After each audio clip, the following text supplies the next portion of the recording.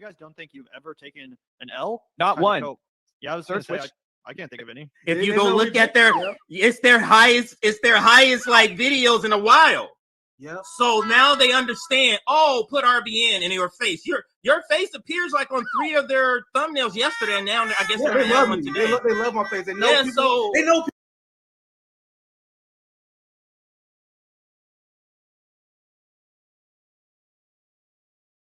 Not one. Yeah, I was going to say I can't think of any. If you go look at it's their highest like videos in a while. Yeah. So oh, put RBN in your face. Your face appears like on 3 of their thumbnails yesterday, and now I guess they love me. They love my face. They know people want to hear me speak. Vanguard has been 100% across the board, undefeated. The cope comes from others. We have that Floyd Money Mayweather life where it's 55-0 players. They got ratio like 5 times. Yeah, bitch, I'm on my Floyd Money Mayweather shit. No, all wins, no scratches. Let's go. Yup, 100%. So you guys had Aaron Mate on. You want to call that coddling the right? I'm challenging censorship. Aaron Mate, after that interview, your reputation was shattered so much you lost like 1,000 subs. I'm trying to characterize you accurately, if that's okay. You lost like 1,000 subs after the Aaron Mate interview. I'm not responsible for his views. Have him on your show. Why not?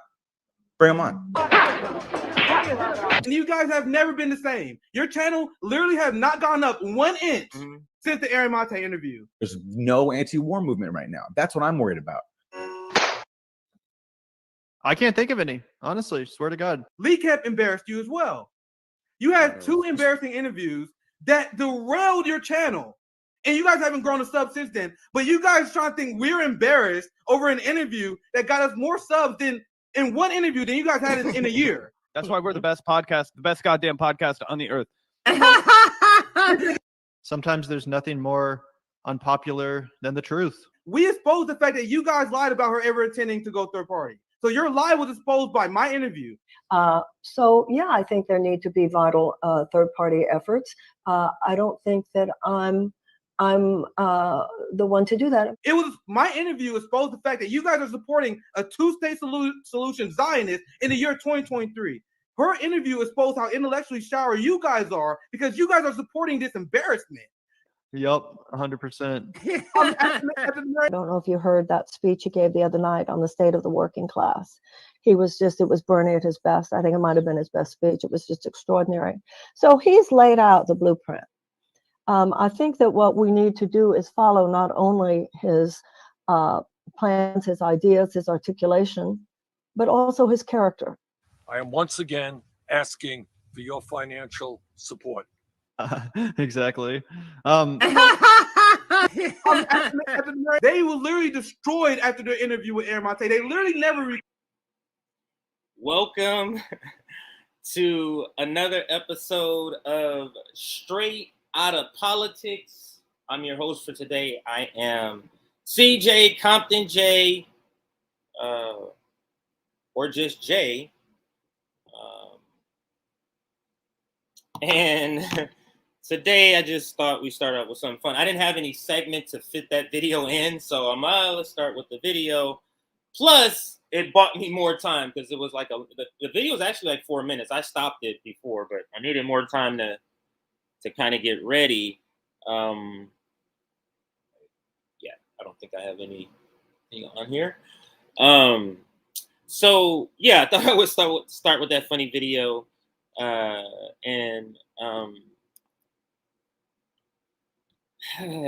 But thanks, Indie News Network. I won't comment any further, but let me go to another video that I almost started with. It was between that video and this video.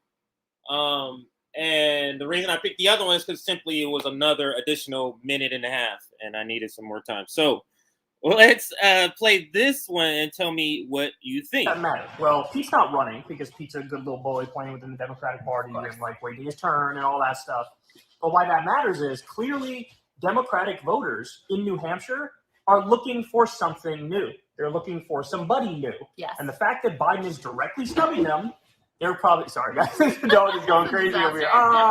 The fact that Biden is directly snubbing them is, I honestly think, Marianne kind of overnight just became a serious contender because so the Washington Post now has given her sort of like an unintended assist, right? Yes. New Hampshire clearly is pissed at Biden, and then what happens if 3, 4, 5, 6 other media outlets now jump on this and run with this same narrative? And they will. Now, look, eventually, guys, the media is going to turn on Marianne Williamson. As soon as she becomes a real challenger, they're going to turn. When they see her as a serious threat, then forget it. They're going to, guns blazing. But right now, like you said, it's fun for them now. It's drama. It's drama. It's a good story. And then the fact that the New Hampshire Democrats are actually on the record now as saying, like, hey, Biden, you're kind of messing up, dog. So this just got real interesting. Yeah. And it got real interesting quick. And final point is, guys, it's just Biden and Marianne. Just Biden and Marianne. So that is what you want. You don't want 4 or 5 other candidates who are nominally to Biden's left running, because then you split all those votes among those 5 candidates. It's math. Yeah. But you know what I'm saying? Yes. So I don't know, man. So it's getting interesting. That peaked. Climb. Stinky. That New Hampshire poll that He was had peaked, He was going after that. had Pete up also had, I think it was 66% of Democrats in New Hampshire saying they did not want Biden to run. Woo! That's a lot. It's a lot. It's a lot. So there's some real I mean, he's very weak. There's some real vulnerabilities here. People worry he's too old. You know, they only really back this guy because of his electability. That doesn't look so great, especially with the chaos going on around, the documents and that sort of taking one of the things that they could have used against Trump.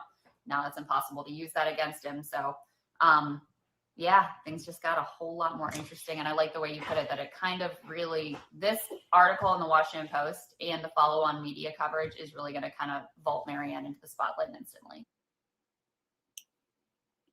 Okay. That was hard, but I told myself I'm going to play the video in its entirety and then talk about it. But, man, you tell me this is not manufacturing on Dissent, what we're seeing by the PMC class right now. So what we're seeing is a concerted effort by the pseudo-left to manufacture their consent through their media apparatus and their reach for Marianne Williamson. Just the exaggerations in this, so much exaggerations in this video. And we're going to talk about it. So let's actually see here.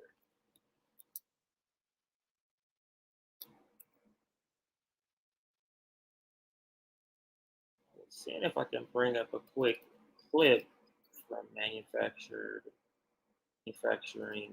consent, a little what's it called, documentary, but I'm not sure. Be able to find it quickly. All right. So yeah, I don't want to waste time, and it's not coming up immediately.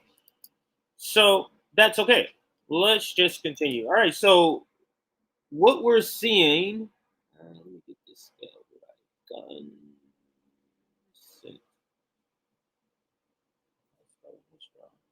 Oh yeah. All right. So we're gonna start here. Aaron, with this short mini segment, this is manufacturing consent that we're seeing here. So let's watch the video again, but we're going to take it step by step and kind of just break down what they're doing here in this video and how they're using their media apparatus to manufacture consent. I guess I should put in the title. And we'll just say MW. Everybody kind of knows them word that I referenced. We're using MW to mean Marianne Williamson. It's too big. So manufacturing consent for Marianne Williamson, and they're using their media apparatus to do that. So let's, right here. So let's listen, and I'm going to stop it. So we played it all the way through. Now we're going to play it and stop it and talk about parts of it real quick. Why does that matter? Well, Pete's not running because Pete's a good little boy playing within the Democratic Party and like waiting his turn and all that stuff. But why that matters is clearly Democratic voters in New Hampshire are looking for something new. So it's a very weak argument that they're making here that I just don't recall. Let me say it this way. I don't recall New Hampshire being sort of the guiding light for candidates in the Democratic Party. I didn't know that, even though I know it's in one of the beginning states, or if not the first state or something like that. I just never heard anybody say that. So the fact that they're trying to pretend, they're trying to give New Hampshire or this New Hampshire poll, I think it's a poll they're talking about. They're trying to give this an exaggerated sort of footprint in what's an exaggerated footprint in the direction of what should be happening. And it's pretty easily to tear it down because it's New Hampshire. Now, everybody in New Hampshire, I'm not saying you're not important. What I'm saying is that what they're trying to make it seem is there's some sort of outsized importance of a New Hampshire poll. So that's the first thing in this video that's easily just... they're looking for somebody new. Yes. And the fact that Biden is directly snubbing them, they're probably... Sorry, guys. The dog is going crazy over here. The fact that Biden is directly snubbing them is... I honestly think Marianne kind of overnight just became a serious contender. Because Is that last line believable at all? Is that believable at all? Overnight, that Marianne Williamson just became a serious contender. Does that sound like that's serious to you? Now, this was done. I know that video, for some reason, it does this sometimes. This video was, it was put out on the 26th. Now, I'm assuming this is was this before? Yeah, I think that's before our interview with Marianne Williamson. But it's unique to see how what they were saying in a much more forceful way compared to like what she was saying in the interview with Status Quo a few days ago. It's interesting to see the different the way of the different way they're advocating, or at least Krystal Ball, because Krystal was in the second video also. Let's move this forward to where we were. All right, so let's listen to some more drama. It's drama. It's a good drama. Same narrative. And they will. Now, look. Eventually, guys, the media assist. Honestly think Marianne kind of overnight just became a serious contender. That is such not a believable line. That's such not a believable line. Assist, right? New Hampshire clearly is pissed at Biden. And then what happens if 3, 4, 5, 6 other media outlets now jump on this and run with this same narrative? And they will. Now, look, eventually, guys, the media... Like, you see how the tell... Now, what happens if this happens and then this happens and then that happens? Like... And then she says very calmly, they will, as if she knows some reporters that some favors are going to be called in for. I don't know. I'm just saying, like, I don't have any evidence. I'm just saying, if I was an adversary trying to come up with my opponent's reasoning behind something, if I was examining this is what I would say. There's a reason behind it. So is that she would just call in some friends. Hey, can you write up something? Blah, blah, blah. And who knows, that could have been done for the Washington Post also. This article that they keep referring to. But this is clearly them trying to push their audience to jump on board this Marianne Williamson I guess you can say train, but it's like a what are them imitation train set? Not a real train, like one of them kids imitation train sets. If you say jump on that train, I guess. But let's continue. Is going to turn on Marianne Williamson as soon as she becomes a real challenger. They're going to turn. When they see her as a serious threat, then forget it. They're going to, guns blazing. But right now, like you said, you see them preparing another milestone in their propaganda for Marianne Williamson. Let's say she runs, and then of course they're going to trash her because she's garbage, and they don't want her. Of course, they're going to say, "See, everybody, the fact that they're trashing this terrible candidate means we have something, everybody. So let's go forward." They're setting up something else. To me, that's what I see. So let's continue. It's fun for them now. It's drama. It's drama. It's a good story. And then the fact that the New Hampshire Democrats are actually on the record now as saying, like, "Hey, Biden, you're kind of messing up, dog." So this just got real interesting. Yeah. It got real. They are just really overplaying this New Hampshire thing. Interesting, quick. And final point is, guys, it's just Biden and Marianne. Just Biden and Marianne. Yeah. Now, I don't like. When you say that, I'm thinking, yeah, that's a terrible choice, and no one's gonna pick her. Now, I'm assuming he's meaning it a different way. So let's see how he's meaning it. I think it was right around here. This thing keeps restarting, so I think it's right around here. Let's see. You split all those votes among those 5 candidates. It's okay, math. yeah, here we go. Final point. Hey, Biden, you're kind of messing up, dog. So this just got real interesting. Yeah. And it got real interesting quick. And final point is, guys, it's just Biden and Marianne. Just Biden and Marianne. So that is what you want. You don't want 4 or 5 other candidates who are nominally to Biden's left running, because then you split all those votes among those 5 candidates. It's math. Yeah. But you know what I'm saying? Yes. So I don't know, man. So It's getting interesting. That peaked. Oh, it's not. Climb, Stinky. That New Hampshire poll that had Going after peaked, the cat. She was going after the cat. had peaked up. Also had, I think, was 66% of Democrats in New Hampshire saying they did not want Biden to run. Woo! Oh, okay. It's a lot. It's a lot. So there's some real vulnerable. I mean, he's very weak. Everybody doesn't want Biden to run. What does that prove? Oh, Jesus. There's some real vulnerabilities here. People worry he's too old. They only really back this guy because of his electability. That doesn't look so great. And you only back Marianne Williamson because she's your friend. Right, especially with the chaos going on around, the documents and that sort of taking one of the things that they could have used against Trump.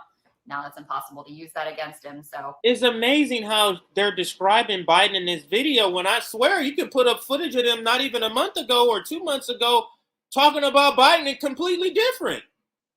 I could have swore I just did a segment with her talking about David Sirota, and they were trying to sell that Biden, they had real economic measures because that's why people came in and voted for them during the midterms.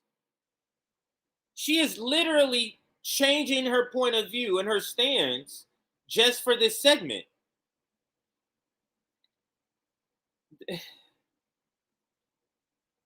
This is such a bad con job. This is such a bad con job. Yeah, things just got a whole lot more interesting. And I like the way you put it, that it kind of really, this article in the Washington Post and the follow-on media coverage is really going to kind of vault Marianne into the spotlight instantly.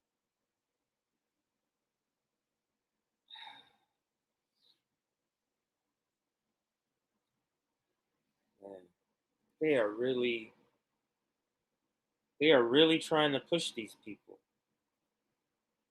Krystal and Kyle are such hacks that if Kshama Sawant was running, if she could, they would still support their friend Marianne Williamson. Exactly, Knight. They would still support this person when Kshama supposedly aligns with more of their beliefs. So that's terrible. That's terrible what we're seeing. They are all saying he is doing a good job. They were. They were all just saying this. Rice, what's up, sir?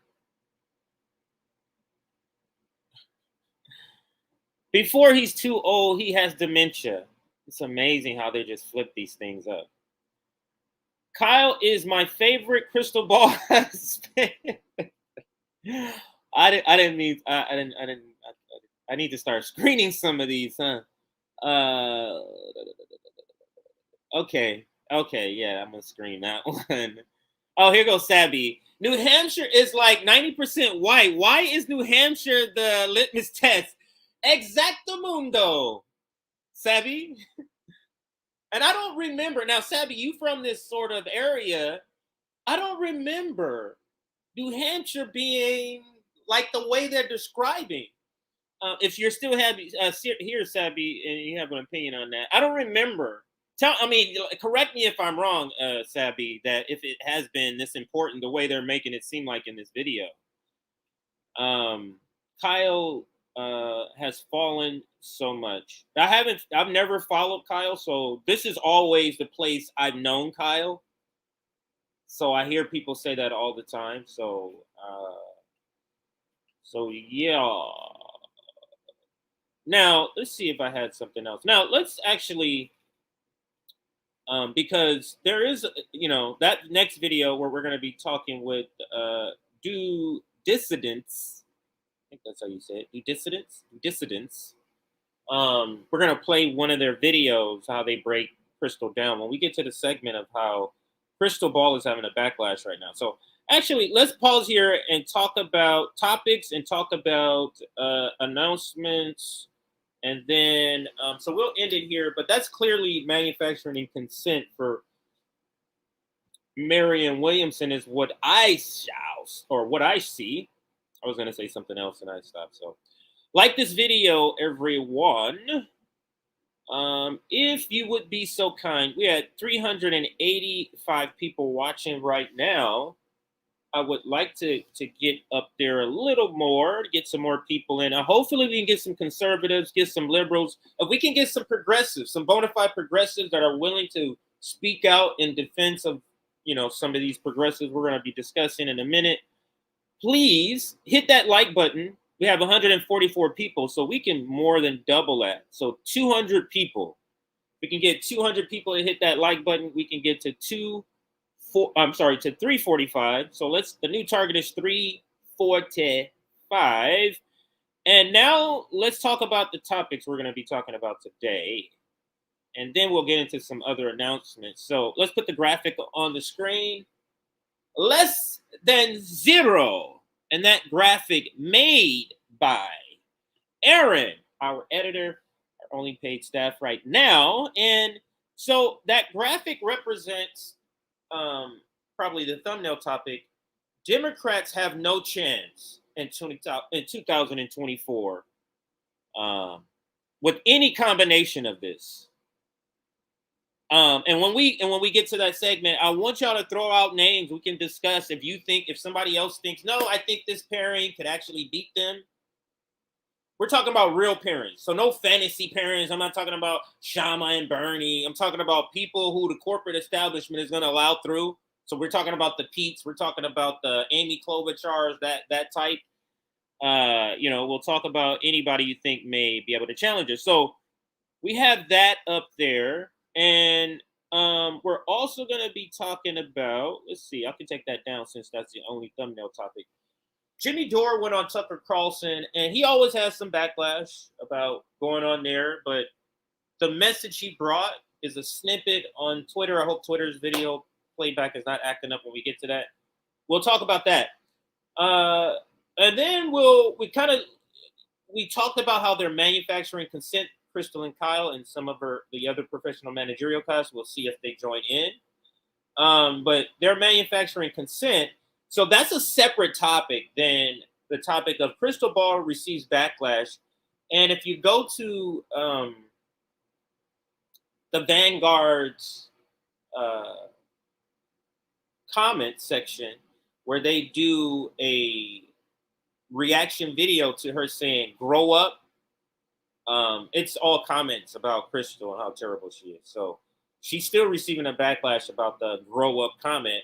And then we're going to talk about access journalism in independent media. I assume that's probably going to take up a good amount of time. But access journalism in independent media is pretty terrible. And we're going to play a clip from The Lever with David Sirota interviewing Ro Khanna. And the style of the interview is not adversarial at all. So we have a so-called real progressive selling the fact that Ro Khanna, a neocon, is a progressive. The same guy who just said in an interview with Brianna Joy Gray that Hakeem Jeffries was a progressive. So we'll discuss that in that context. And then just a photograph and just a reaction.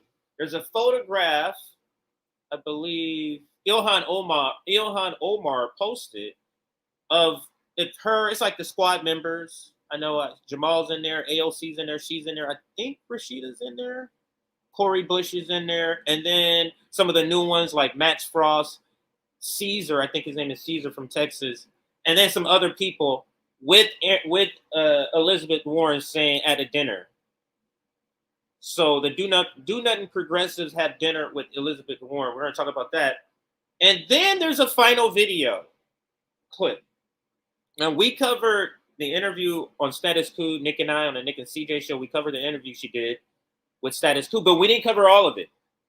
And we missed towards the end when he asked her about Ukraine.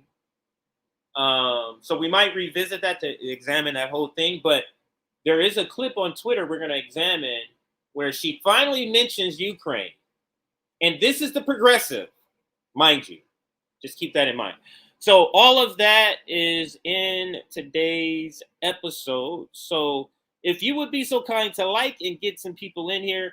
And then the next thing is we have a Substack. We just sent out the Discord link this morning. We just sent it out this morning to everybody on our Substack list. If you would like the Discord link, maybe I'll send it out later on tonight. Join our Substack. You can get access to the Discord link for free. Now, if you're a Patreon subscriber or member and you're the Patreon is scrolling down the bottom, is our Patreon or is our Substack scrolling at the bottom? Patreon and Substack. So a Patreon, if you're a Patreon member, you know, you're paying $2 a month, $3 a month, whatever the case may be. You also get the link, and that'll be sent to you also. So, and then, but the reason to join our Substack, the main reason is to get notifications when we go live, to get notifications when we drop clips. We had several good clips drop. We had some clips that dropped from the Anti-Imperialist Summit we had.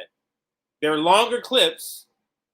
They're like an hour long, and we even have a 2-hour long one that's going to be premiering tonight at 6 p.m. The imperialism's effect on the LGBTQIA community. And that is a 2-hour conversation with the Brazilian that JB had and Josama, former RBN member. So make sure you check that out. And today's episode is called Straight Out of Politics, talking about an array of different things of politics. Now, contact us. Our contact information is info@revblacknetwork.com. We no longer use the Gmail, so please stop using it if you do, or if you're still using it. And this is our website, revolutionaryblackoutnetwork.com. You can check out information about upcoming chapters when our chapters are launching nationwide. And that actually date may be pushed back. And then pictures of some of the community work, some of the work we're doing with Tour for the Poor. You can also see each of our profiles, more information about each of us, links to all of our social media, information about the group, what we believe in, our stories. So all of that is on the website if you want to go check it out. If there's any glitches you find on the website, because it's still a work in progress, you can send any glitches you find to that email there. And for those listening, that's info@revolutionary or revblacknetwork.com. All right, I think that's all of the announcements that we're going to cover. So let's check out a couple of comments, and then we'll dive into the topic here. So thank you for that. I'm just going to randomly kind of toss some up here. There's a lot, so my feed is updating. There's a lot in here. So welcome everybody that's here. Happy to see everybody. What's up, Robbie? Nice job, RBN. You growing up. Thank you. Hello, RBN family. And I think I'm gonna start trying to always start out with something more funny and fun. I think this is a funny and funner segment. And before we get into more of the heavier topics, but the Trump story is coming up second after this first topic we're going to cover, with the backlash that Krystal Ball is receiving. And we're going to start with that due dissidence. I think that's how you say their name. Video.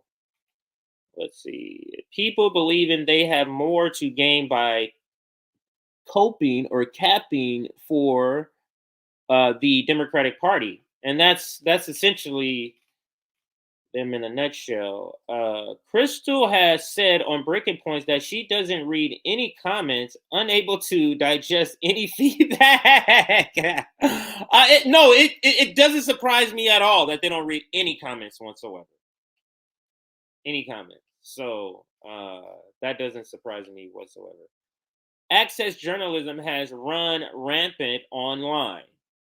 And I think it is more rampant on the left. I mean, TYT, and it's Ro Khanna. You can see it throughout. And I just looked up Ro Khanna on TYT. You can see it on a couple of different shows. And then I think Majority Report had Ilhan Omar and gave her a softball interview. But now you understand why they're never going to really go at them in the way that they should as journalists or people giving the news. They're just simply not going to do that, because then how would they get those people on their shows? Here goes Sabby. John Stachevich is running as an independent for 2024. So I'm sure Sabby, I can't remember if you said you announced him as a guest, but I'm sure Sabby will reach out, and then we'll be able to hear him. Maybe that'll be a candidate we can all say, hey, if you do participate, meaning if you have the time to go vote and you need somebody to pick, here's somebody you could pick. So you're participating in elections, in electoralism, but not the duopoly. The second state in the primary. So Sabby is just correcting what I was saying earlier in the introduction. New Hampshire is the second state in the primary. And let me see if Sabby gave us any other information earlier. RBN, have any of you looked into David Foster Wallace? He was very prophetic in regards to where we are today as a country, and he called it back in the 1990s. Now, for myself, I haven't looked up. But that is a note. That is a name that I will note, and I'll just reach out to other members. It's not progressive. Let's see what else Sabby says. Yeah, Heartland's Media is nice. And here we go. Shalma is the only person who would be worth voting for if she could run. Yeah, and I 100% agree. And in fact, I think I've said it before.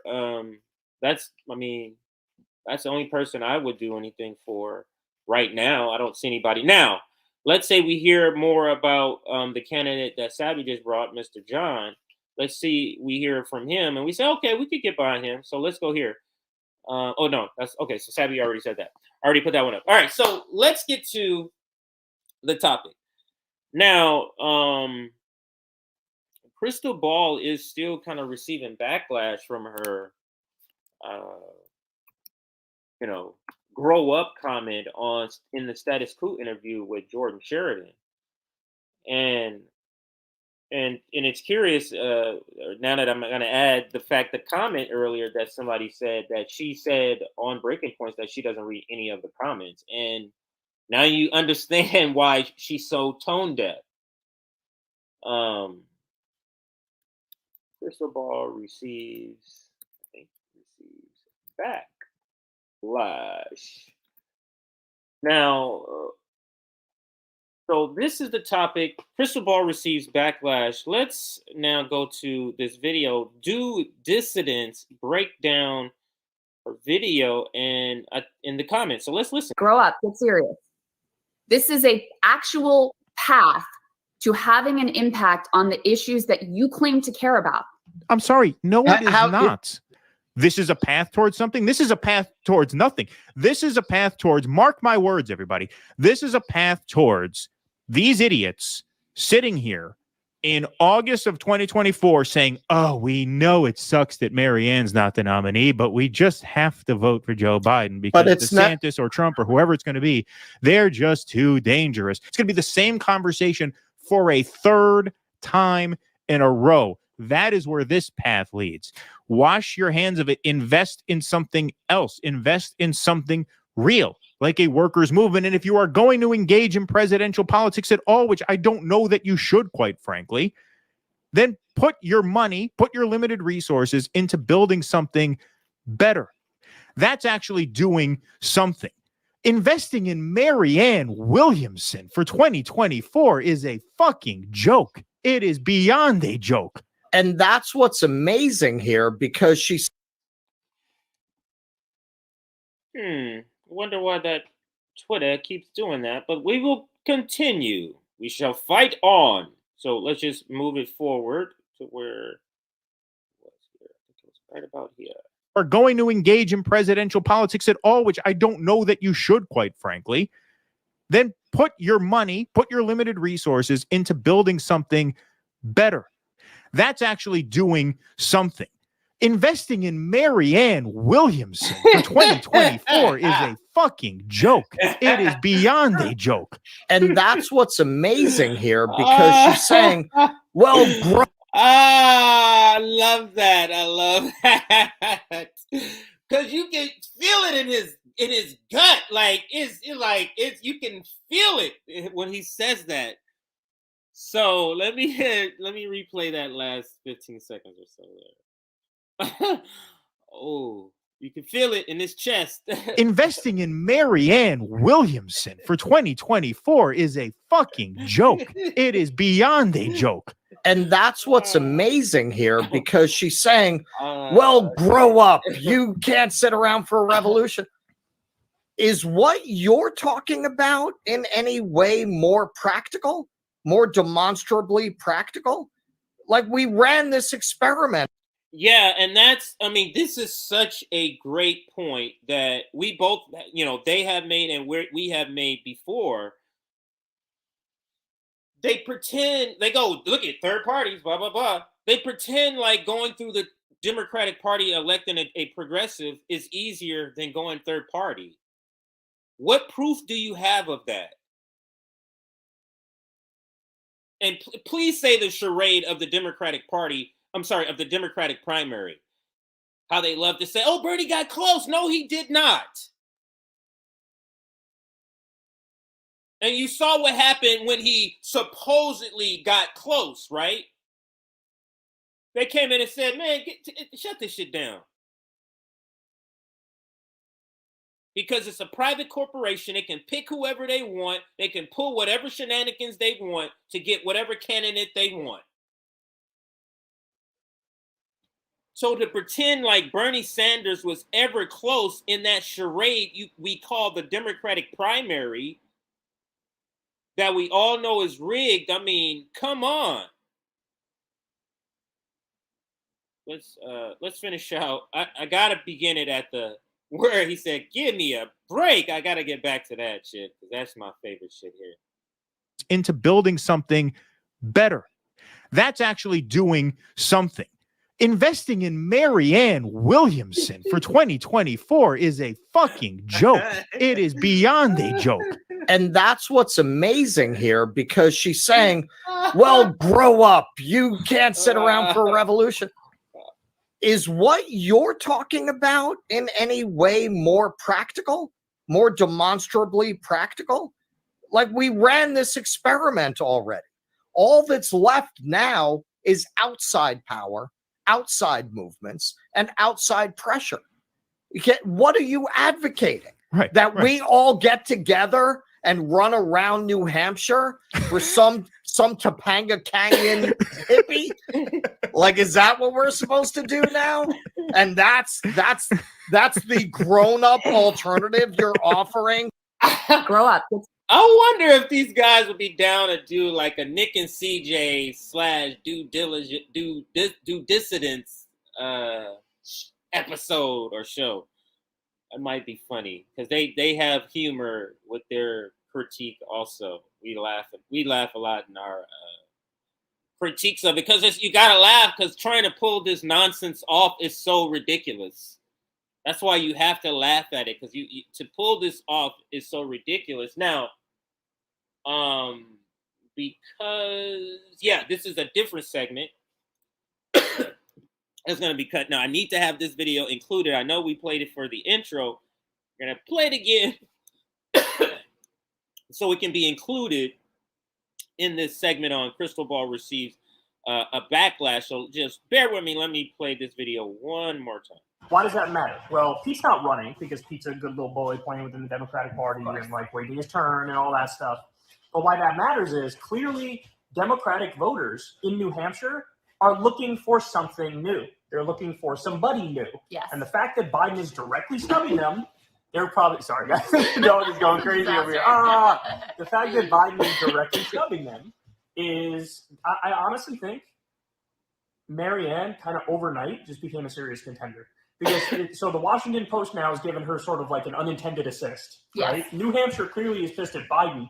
And then what happens if 3, 4, 5, 6 other media outlets now jump on this and run with this same narrative? And they will. Now, look, eventually, guys, the media is going to turn on Marianne Williamson. As soon as she becomes a real challenger, they're going to turn. When they see her as a serious threat, then forget it. They're going to, guns blazing. But right now, like you said, it's fun for them now. It's drama.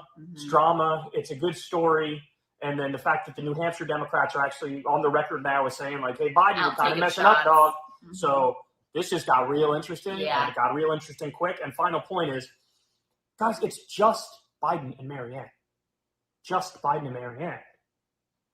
So that is what you want. You don't want 4 or 5 other candidates who are nominally to Biden's left running, because then you split all those votes among those 5 candidates. It's math. Yeah. But you know what I'm saying? Yes. So I don't know, man. So it's getting interesting. That Pete. Climb. Sneaky. That New Hampshire That's poll great. that had Going after Pete, the cat. She was going after the cat. had Pete up also had, I think it was 66% of Democrats in New Hampshire saying they did not want Biden to run. Woo! That's a lot. It's a lot. It's a lot.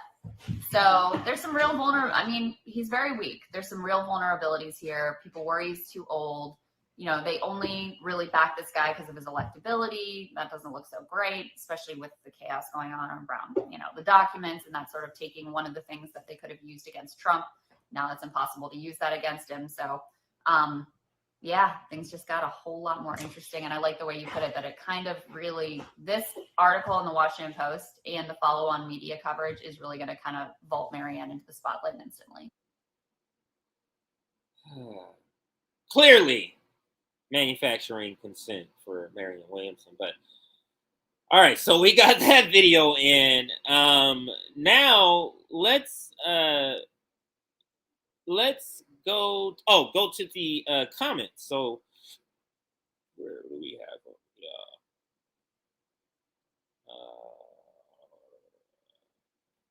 Wow. Let's see this.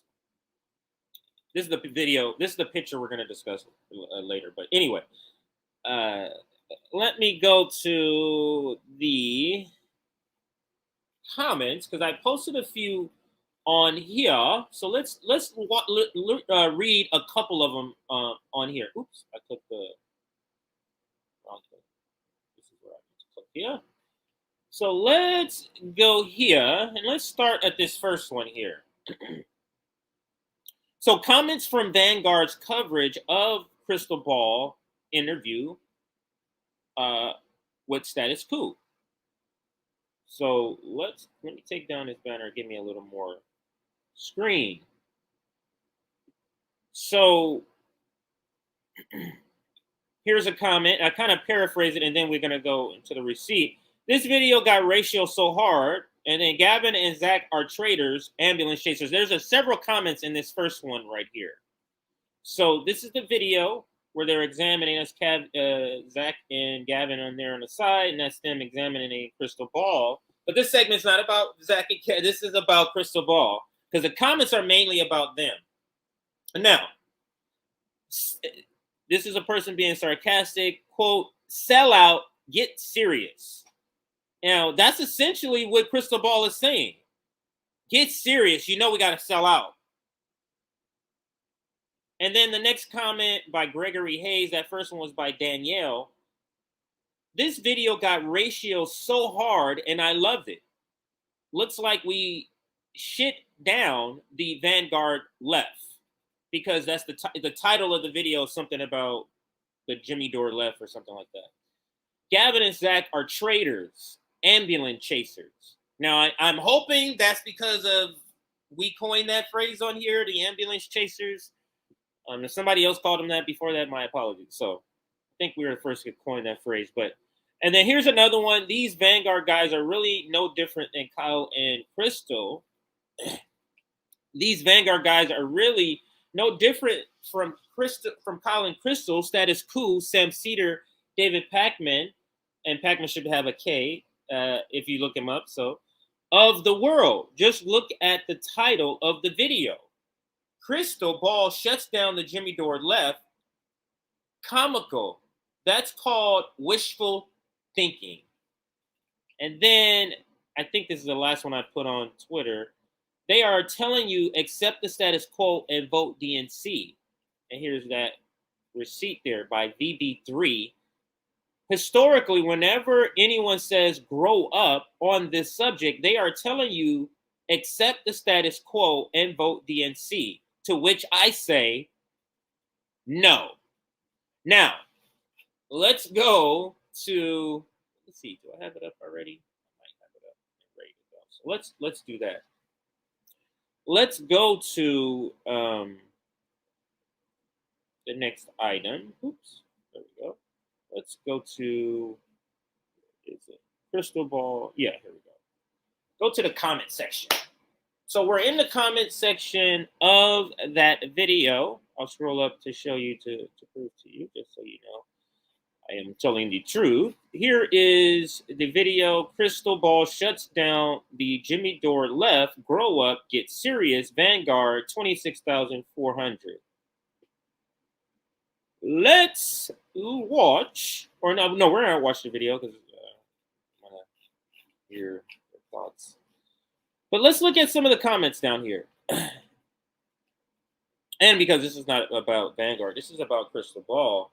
So let's look at some of the comments that we can see here.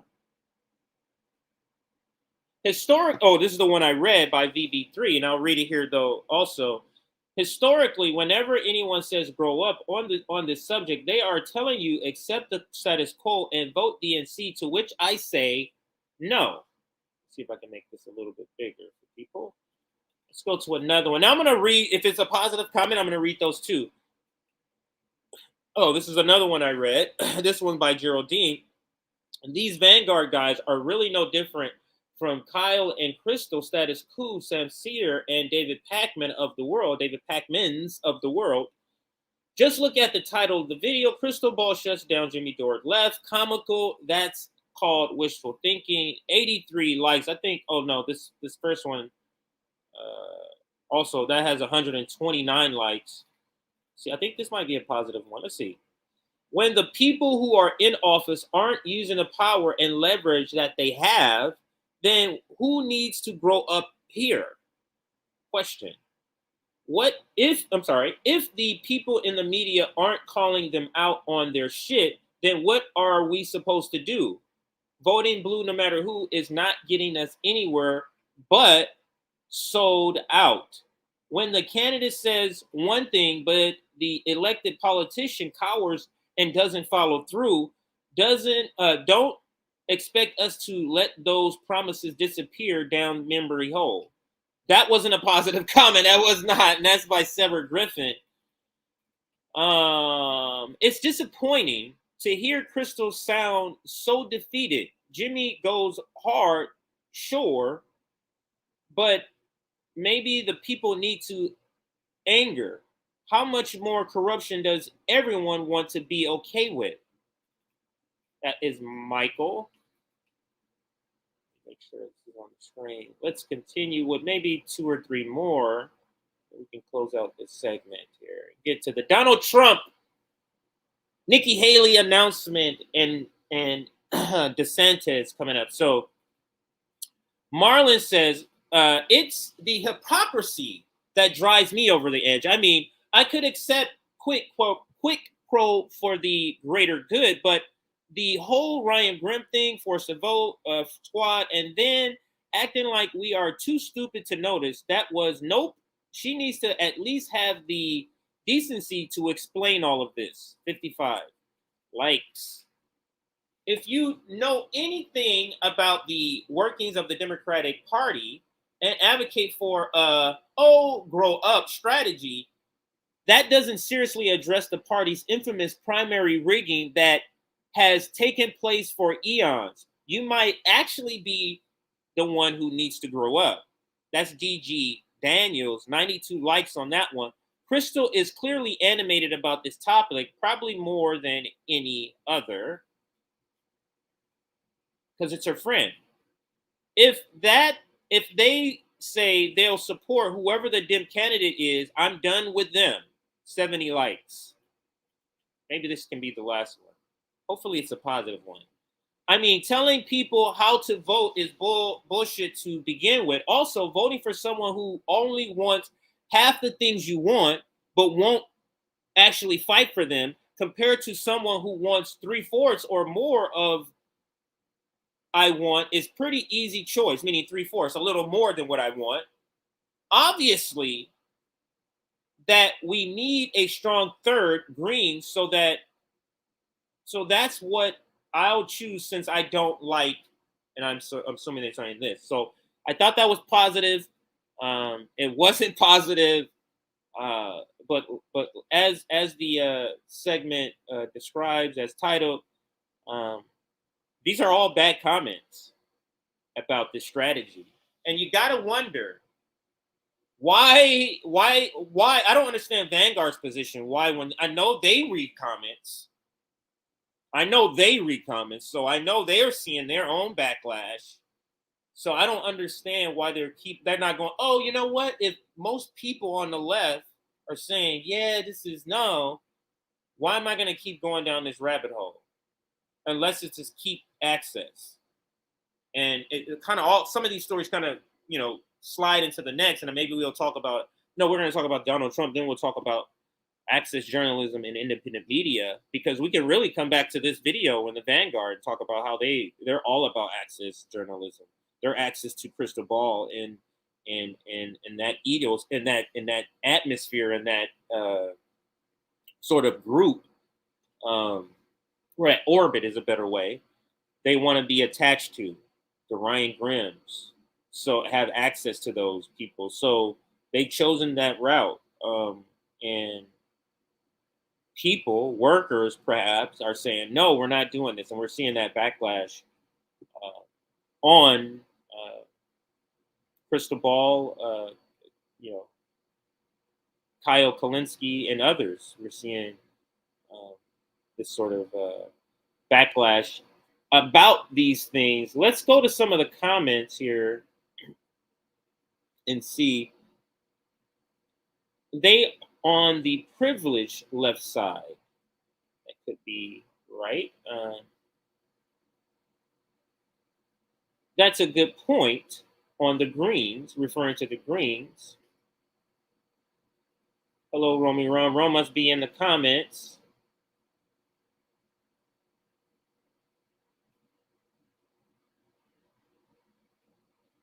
Vanguard are waiting to be Kyle 2.0 and Kyle 2.3. That's Jerome right there. Hey, y'all. Oh, CJ, they don't read comments because they turn them off. Oh, I did not know that. All right. That's the point. We need to educate people better on this repetition of the past. Greens suck at doing that. So there's some discussion on the Greens in the chat there. So, all right. So we're gonna cut this segment there and move to the next segment. And that next segment is going to be the thumbnail segment. But make sure you stick around because I just looked at the David Sirota video. I forgot. David Sirota video, if I didn't say Trump, I will be doing that video. I forgot. The David Sirota video with the Ro Khanna, that's our access journalism and independent media space that we're going to be covering.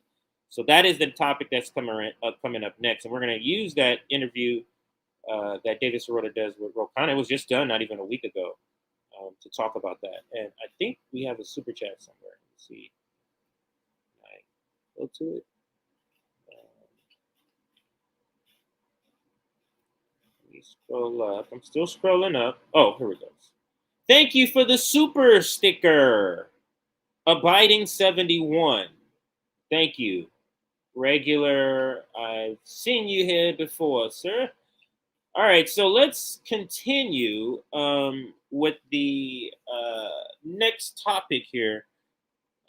Let me bring up my items, my part for my information for this segment, and it's the thumbnail. This is a thumbnail segment. Now we're sitting at 366 likes. We have about 200 more people than that actually watching. So could we add maybe 100 more people hit the like button? So 366. So let's go to 466. So 100 more people hit that like button before we get into this next segment. 100 more people hit that like button. I'm here by myself today, and today's episode is called Straight Out of Politics. If you just got here, so Straight Out of Politics, hit that like button if you just got here. I need 100 more people to do that. Join a Substack if you like notifications of streams like this when we go live. Also, when we have clips, and you also get access to our Discord if you're part of our Substack. We also would like people to join, if you're able to financially, to join us on Patreon.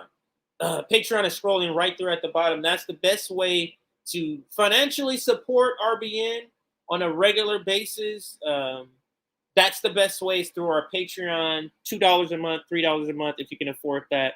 If you can't, subscribe to our Substack. Either way, you get our link to our Discord. So again, liking the video to get us to 466 likes. Now, let's get into the next topic here. All right, so next topic is going to be, where am I? Let's go back to Twitter.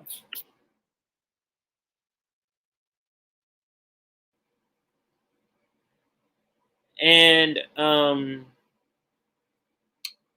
this next topic is going to be called Dems have zero chance with any combination of some of the candidates that we're hearing so far. But Dem, oh, maybe I'll add an S to that. All right, so for Aaron's sake, I'm going to make this easy for her. So Dems have zero chance. And we'll start here, Aaron. Dems have zero chance to, I don't see any candidate that they have that can beat any of the people that so far they're talking about. Let me throw up the graphic again just for the sake, because we're talking about the thumbnail graphic now. And that's Dems have zero chance in 2024. because you have Trump, which I already thought they would lose against Trump, but DeSantis is gaining, if you assume the polls are right on Trump. So DeSantis would beat Joe Biden, I think, head up. And I think Haley, now who is throwing her hat into the ring today, and that's what we're going to be discussing. Nikki Haley has announced today, or will be announcing soon, but the news has come out, has broken, that she will be announcing that she's joining the race for the Republican nomination. And either one of these three separately, with other people as their VPs, I believe can beat Joe Biden, or Pete Buttigieg, or Kamala Harris. But any combination of these people on the ticket would beat any Democrat. If Donald Trump's at the top and there's DeSantis as the VP, Donald Trump at the top and there's Nikki Haley as the VP, DeSantis as the top and Nikki Haley at the VP, Nikki Haley at the top and DeSantis at the VP.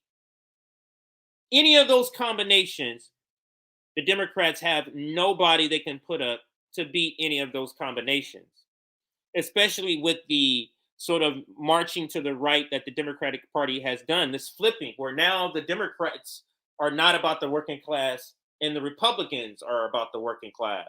And the Democrats are not anti-war. Now the Republicans are anti-war, especially with this flipping.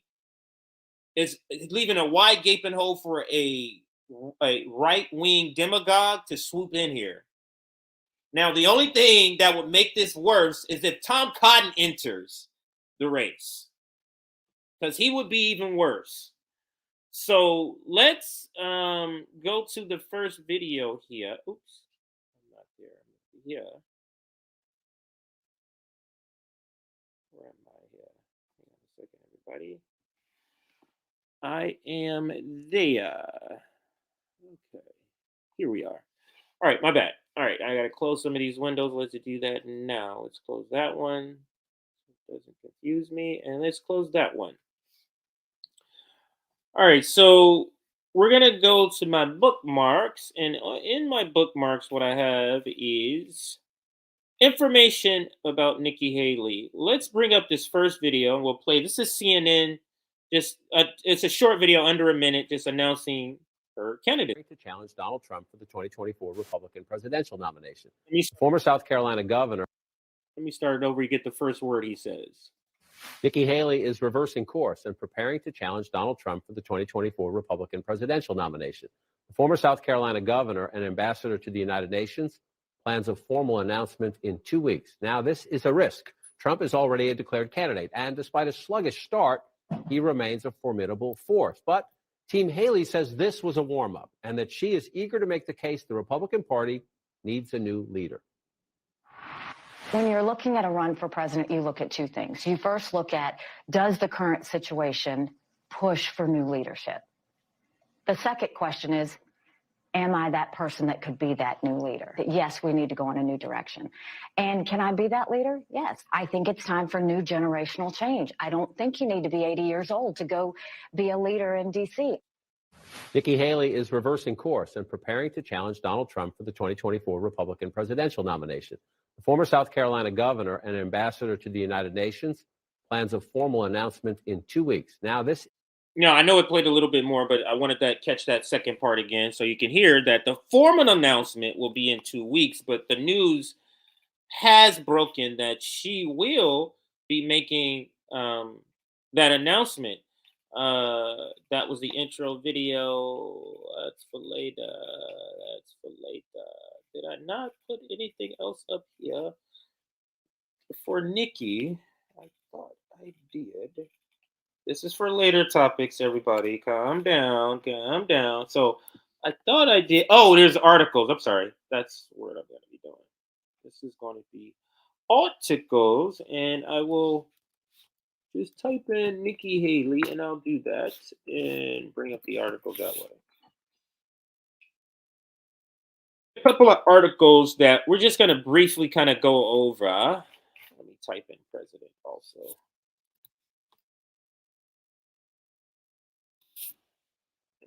Narrow the search here. So yeah, we'll cover a couple of things here, and this is another picture you can see where it clearly says Nikki Haley, America needs to be asking questions of Joe and Hunter Biden. This is from 2019. I wonder if she's going to push that during her candidacy. That would be interesting. Wow, it's interesting some of the things people are posting. But let's get to a news article here. Very interesting what people are choosing to post when they hear this news about Nikki Haley. This is the top news.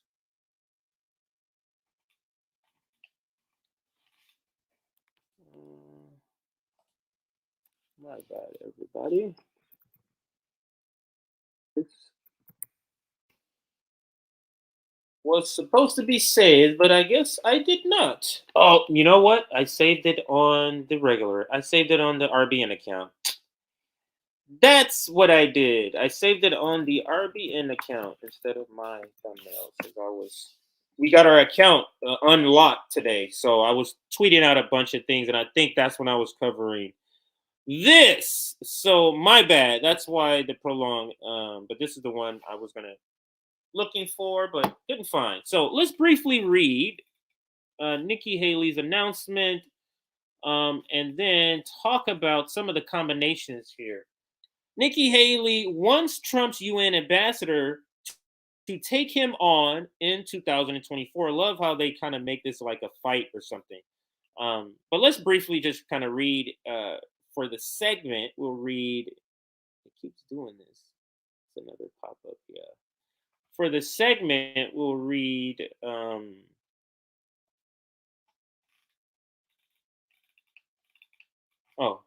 The author Graham Slattery and Trevor Honeycutt. I think that's how you say it.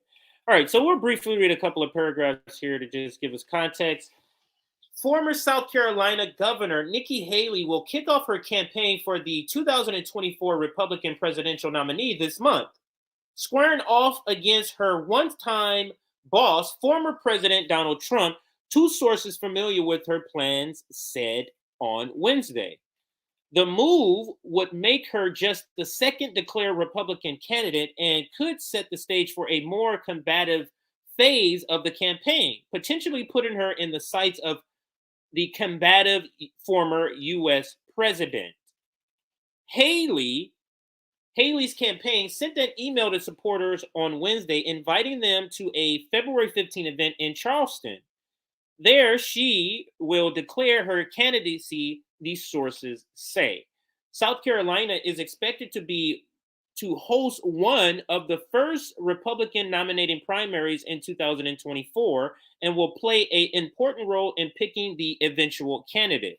The daughter of two Indian immigrants who ran a successful clothing store in a rural part of the state, Haley has gained a reputation in the Republican Party as a solid conservative who has the ability to address issues of gender and race in a more credible fashion than many of her peers. So that is the announcement or the addition, we can say, I guess, of Nikki Haley to this mix here. But let's more broadly talk about the different combinations of candidates and who could possibly beat them. Because it is my assessment that Democrats have the zero chance of beating anybody that the Republicans are putting up, because it's essentially everybody they have is better than them. So let's go to the graphic, but I want you to be able to see me too. So I think it was posted. Let's see if it was posted here. I think it was. There we go. So let's pull up the graphic here and talk about some of these combinations. So let's talk about the first combination. Let's talk about with the president being at the top, or the former president being at the top of the ticket. So you have, maybe I'll get something to write down. So you have what? You have Donald Trump at the top of the ticket. Let's see. Okay. Okay, here's a blank sheet of paper. So you got Trump at the top of the ticket, and you got DeSantis, or you got Haley. So whether it's a Trump DeSantis or a Trump Haley ticket, who could beat that any of those combinations? Because on the Democrat side, who you got? Kamala, you got Joe, of course. You got to include Joe. You got Pete. You got Elizabeth. Could she run again? I guess she can run again. And then you have the professional managerial class that's manufacturing consent for Marianne Williamson. I guess. Now, let's say, because let me correct this, because if Joe runs, then Kamala's not going to run Pete, and it'll just be Joe and Marianne, essentially just Joe, because they're not going to even recognize who Marianne is. So could Joe beat Trump and DeSantis? Could Joe beat this Trump and Haley? But I think, and I don't know if Trump will be down to do it and be vice president. I don't think he would be, but let's take Trump out of it. Let's take Trump out of it. Could DeSantis, a DeSantis-Haley ticket? I can actually see that. He has Florida. She has South Carolina. Those are two pivotal states that's needed for their primary and the presidency. Two states. She was a governor of South Carolina. He's a governor of Florida. Those are two pivotal states. He's beloved, I think, in Florida. Won his election handily. Now the Democratic person he was running against was terrible, but and then I think she maxed out her ability to run as governor. And she's pretty. They're both considered conservatives. He's riding high because he's considered the more populist because of his recent stances on COVID. I just don't see who could beat them. I'm just trying to think. Is there somebody I'm missing? Let me look at the comments. Is there somebody I'm missing? And let me look in and see if you have an idea. Maybe you have ideas on who could beat them. Let me see. Liz Cheney will be Biden's new VP, making the circle of evil VP complete. So I guess that could be throw something in there. But wouldn't that be a considerable move publicly, saying we're moving to the right if they were to add the right-winger Liz Cheney to the ticket, the person who voted against the Joe Biden's own voting rights bill?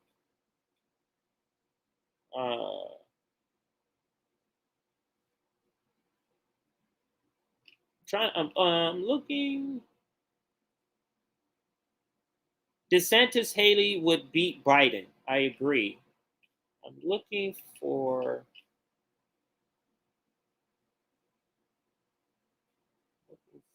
any other possibilities here. Somebody else says Liz Cheney gonna probably run. As a Republican? I guess as a Republican. It's going to be DeSantis and Trump for the RNC. Well, we shall see. All right, a couple more comments on this, and then we'll kind of go. Yeah, Josh Hawley, I forgot about that. Josh Hawley and Tom Cotton could actually enter this race. And again, that would just add more people to the graphic that I would say Democrats have no chance of beating. Essentially. So I don't see them being. So I think I discussed. Now, let's discuss Haley. Nikki Haley at the top of the ticket. So Nikki Haley at the top of the ticket and DeSantis as the VP. Again, they lock up Florida and South Carolina. I really don't see anybody beating them. But it'll be unique that now they will be able to say they have a female at the top of the ticket. So that maybe that's the route that the Republican Party wants to go. And it's a female of color. So this could be a way they go. Now, I think we're going to cut it there. That's a short segment, we're going to get into access media.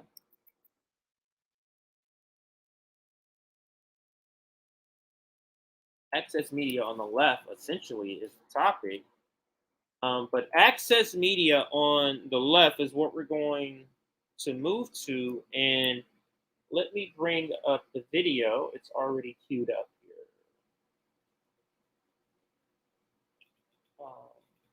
This video is of Rep.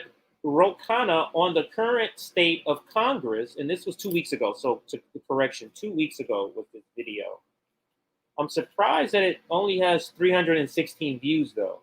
So maybe not a lot of people have seen this. Maybe you haven't seen this. It only has 316 views. But this is where we're going to start with access media on the left.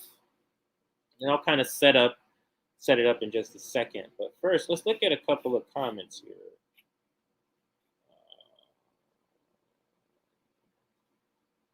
That would be smart, actually, CJ. Just not sure if Republicans would be is that how you say gung ho or gun ho? I think it was a typo. So gun ho about Haley.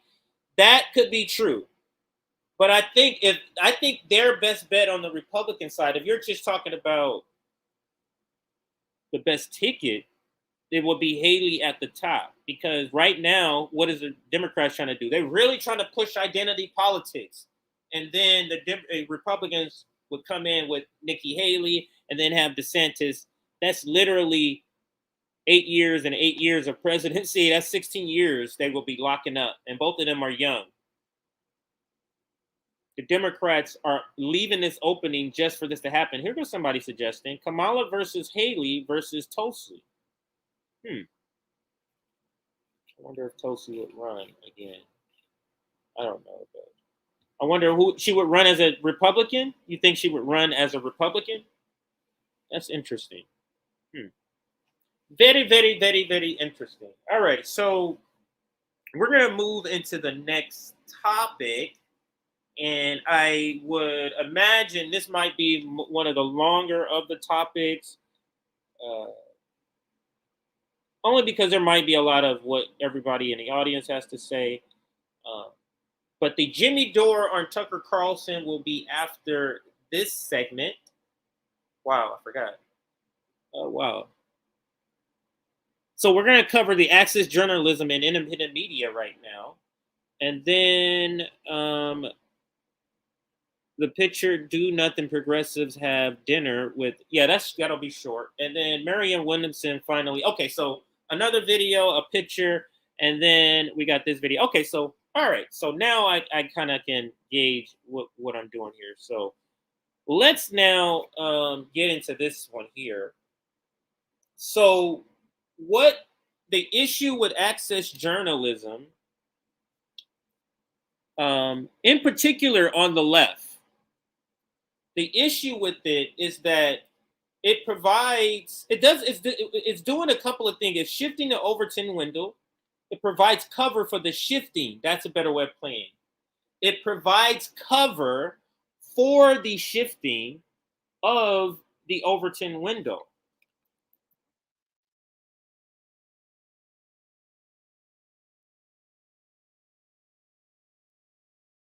So provides oops, let me take the S out. Provides cover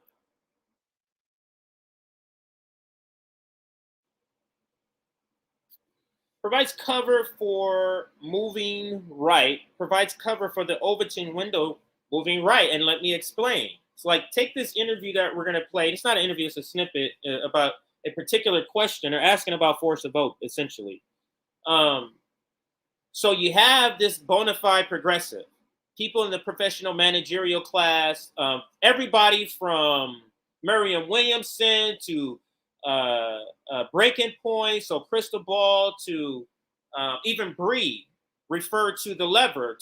They're reporting, and other people I've seen refer to the lever's reporting. So bona fide supposed progressive, who then invites on Ro Khanna. Now, you can play it two ways. Now, if he came on this channel, he came on the network, and Sabby is part of the RBN network. So came on a Sabby channel, and that's not what he got.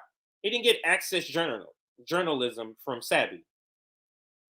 So, but this is what it does. You bring somebody on the show. I'm a bona fide leftist, and I bring somebody on the show who I am now presenting to my audience as a lefty, when Ro Khanna is clearly not a progressive. Ro Khanna is one of those people who's part of the progressive caucus, who people say most of the people on there are not progressive, but they're just in a caucus. He's one of those people. But when you have a supposed bona fide lefty journalist like David Sirota, who's co-signing Ro Khanna as a bona fide lefty or a bona fide progressive for that matter, that's shifting the Overton Rendell to the right. Now, I don't know if David Sirota knows this, but does he know that Ro Khanna actually said that Hakeem Jeffries is a progressive? Hakeem Jeffries. The same Hakeem Jeffries that created a pact to go after progressives.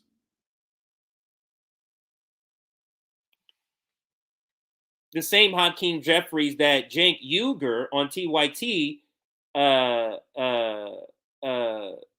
he scolded the squad for voting, or any progressive who would vote for Hakeem Jeffries. But you see the co-signing of Ro Khanna indirectly is the co-signing of whoever Ro Khanna endorses as a progressive. So this willing to make deals and be nice to these representatives, elected officials, so that you have access, produces this. Access journalism produces the shifting to the right. So let's listen to this conversation between David Sirota. And it's not the conversation, but a couple of minutes of this. So let's listen. Let's change gears now for a second. I want to turn to all of the drama that's happened in Congress, specifically in the House. This recent set of votes on Kevin McCarthy becoming Speaker of the House. A lot of brinksmanship from the right, the far right. I mean, the Republican Party is the right, but the far right to try to pressure the House Speaker, or the House Speaker-elect, I guess at that point, or designee, Kevin McCarthy, for concessions. That was shown on TV. I mean, there was a lot of laughing about it, I think, from liberals. I actually saw it as the small d democratic process at work. Democracy involves arguing, involves negotiating, involves concessions. I mean, I don't agree with the concessions that Kevin McCarthy gave, and the results of it are not, not what I want to see ideologically, but I think that is democracy at work. The question has come up, why haven't we seen progressives in the House in the past do the same kind of brinksmanship with the Democratic leadership that we have seen the conservative members, or the arch conservative members of the Republican conference use against their leadership? In other words, why hasn't there's a perception that the progressive wing of the party has not played hardball with the Democratic leadership. You see how he's preparing the excuse that Ro Khanna is about to give? You see how he adjusted his question, his speech, his wording? Because he already knows what he brought Ro Khanna on here to do, to play cover for the failings of the progressives and the squad and everybody else on Force to Vote. So he's like, hey, can you go ahead and provide that excuse that I already know that you're going to provide here? So let me back it up just a tad, and you can kind of hear him adjust. Let's go there. Arch conservative members of the Republican conference use against their leadership. In other words, why hasn't there's a perception that the progressive wing of the... Now, he was just about to say, why haven't you done that? And then he had to adjust and say, well, there's a perception that you haven't. Because Ro Khanna is about to come in and say, we have done some stuff.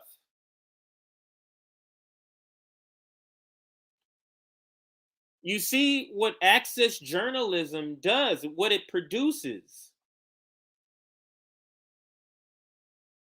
Do you think that would be any sort of line of questioning if Ro Khanna came on the Nick and CJ show?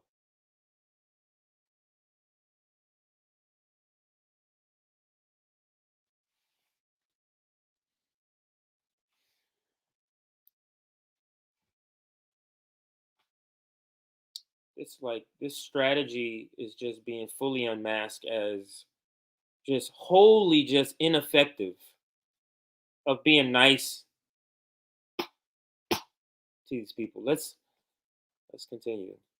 The party has not played hardball with the Democratic leadership. Do you agree with that assessment that it hasn't? And if it hasn't, why hasn't it? Well, it hasn't played hardball to the extent that some activists want, but I think we did get. You notice when the professional managerial class use the word activist. But then they want to be like, I'm down with activists when people get shot and killed. We may not be doing it what activists want to do. That's another word for worker. That's what he's saying. In the profession, that's them cleaning up the word worker. You ever been somewhere and somebody's talking in another language and you feel like they're talking about you? That's what that word is used for, to be able to talk about workers in a disgusting way without using the word workers. Activists. Let's hear the disdain for activists. Now, and I doubt that David Sirota will make any correction or push back about his comment on activists. Let's listen. Get a lot of our concessions in the last 2 years. I mean, Oops. That is my bad, everybody. This button is tricky here. Okay, here we go. Well, it hasn't played hardball to the extent that some activists want, but I think we did get a lot of our concessions in the last 2 years. I mean, we got the child tax credit. We couldn't get it permanent. We got in the American Rescue Plan a lot of the priorities on education and funding. We got a lot of the climate provisions. So I guess the point is that the leadership made a lot more concessions to progressives in terms of some of the concessions they made to conservatives was like, we're going to put people on the rules committee. We're going to put people on these committees. We're going to have you have a seat at the table. A lot of that the progressives won the last 2 years, not because of the House. So Ro Khanna is saying progressives did play hardball and they did get concessions. None of the concessions help anybody else but themselves, if they got any. But you see how this retelling of history they're doing? Where was the talk of all of these concessions that you got? How come you're not getting concessions and then coming out and telling us you got concessions? So the negotiations and the concessions are secret? So you can't publicly negotiate. You can't put them on blast. AOC says that'll cause relational harm. And you can't tell us about the concessions until Republicans get concessions, and then you have to backtrack and make up some concessions that you supposedly got. So let's listen some more. Again, this is access journalism gone wrong.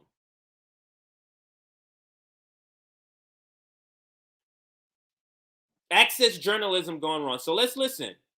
House Democrats, but because of Bernie Sanders' campaign, because of Elizabeth Warren's campaign, and people just realized we need progressives matter. And then, so now we're arguing about, well, should we have gotten more? And of course, that's a debate that's worth having of where do you find the balance of, did we push enough? Did we get enough? Could we have gotten more? And that's, the thing with the Medicare for all that I'm for it. I'm for Bernie's version. I guess, having a vote on it, it just exposes maybe people who are not for it, but the vote would just be the people who are not co-sponsoring it. So, Now, you see how they know they're talking about force the vote, but they don't want to say force the vote? They know they're talking about the disappointment and people on the left being disappointed that they didn't implore the force to vote and didn't do the force to vote move when we were all saying it. So they're having to play cleanup on these shows. And that's what Ro Khanna is doing right here. And now they have to pretend like, oh, but we've been forcing a vote in the background, negotiating in the background, getting secret concessions. Access journalism is getting us this.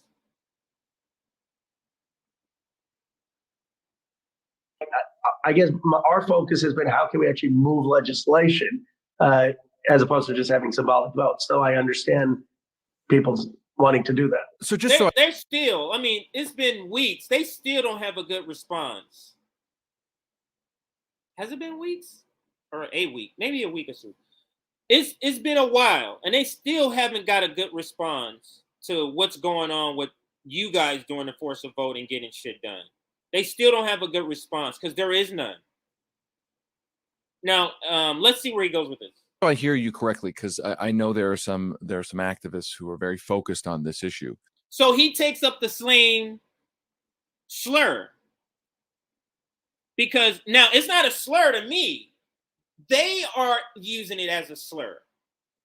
And David Sirota picks up the same slur and using the word in the same way.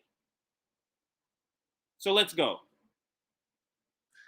Is it safe to characterize what you're saying as the Republicans with the Kevin McCarthy situation had their kind of concessions and negotiation process out in the open, right on the floor of the House, in the context of the speaker's race?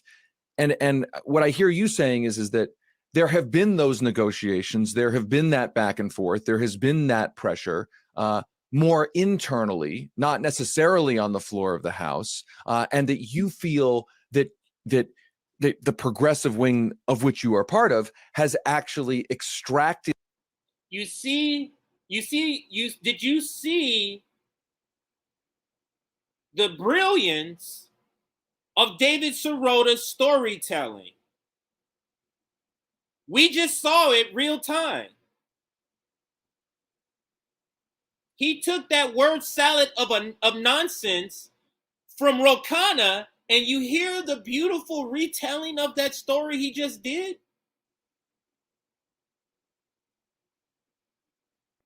You see why he got an Oscar or was nominated? Was he nominated or he got one? Can't remember.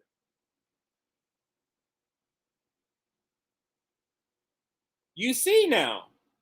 Now I'm going to back it up so you can hear him beautifully retell this story so that the picture is a lot more beautiful, more detail for the audience.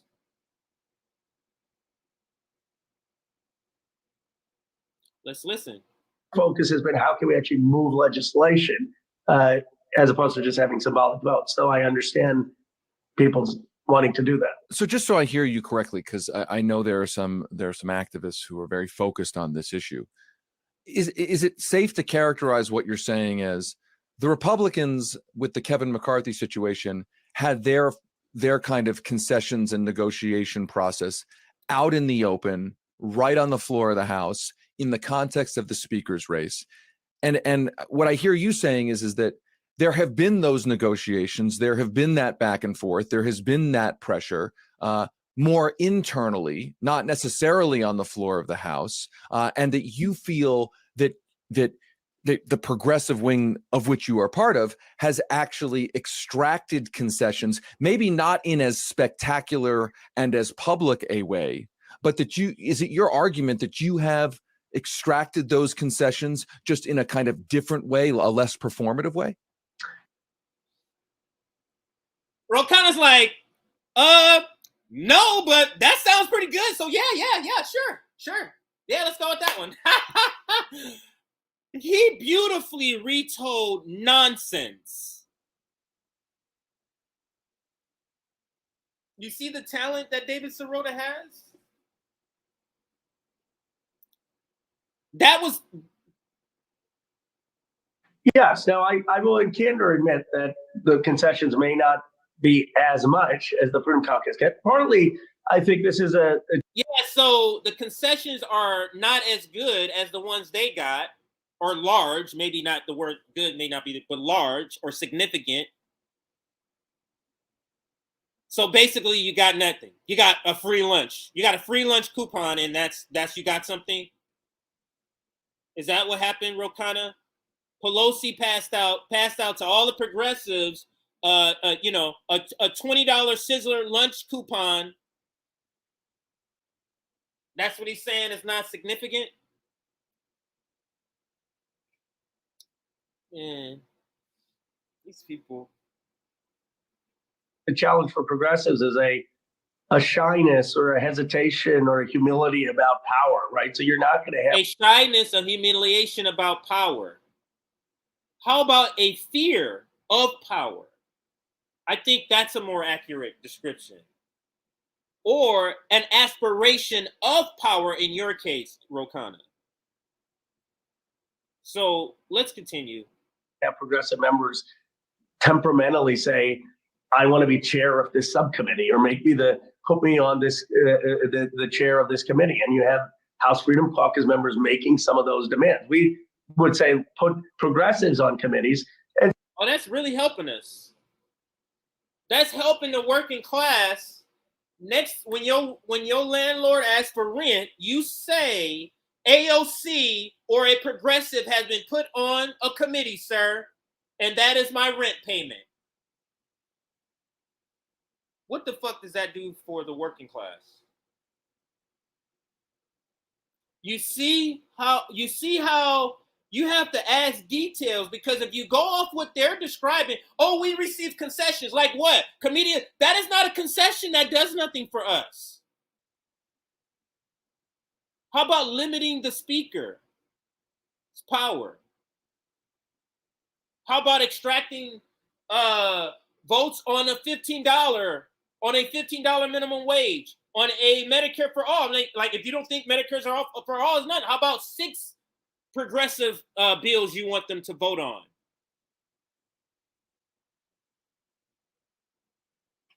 Extracting lunch coupons from Sizzler is not a concession that's valid, Ro Khanna. And so partly, I think it has to be, okay, we have to be more strategic a little bit about power and not as modest about it. But in terms of actual concessions, there were quite a few. I mean, the American Rescue Plan was. You got to be a little more modest about power. When you see a big bully, you talk to him. You ask him to stop punching you in the face. That's what you do. And that's exactly what the ruling class, the Democratic Party and the Republican Party, they're bullies. He's saying you have to be more discreet to those bullies. You have to be one of their henchmen, actually. You have to be their pals and do some of their dirty work on the side and vote for some Ukraine funding so that you can pray that they put you on a committee so that you can get more money, get more attention, because committee assignments are power.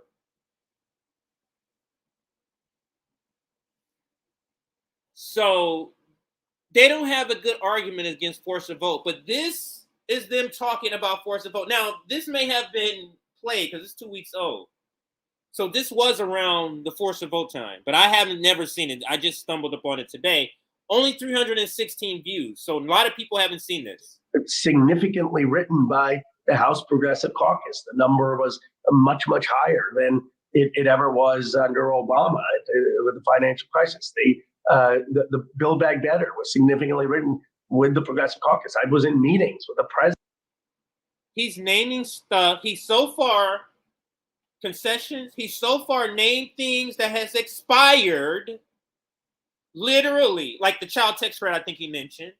Now he wants credit for legislation that's not passed. Just writing words on a piece of paper is now credit.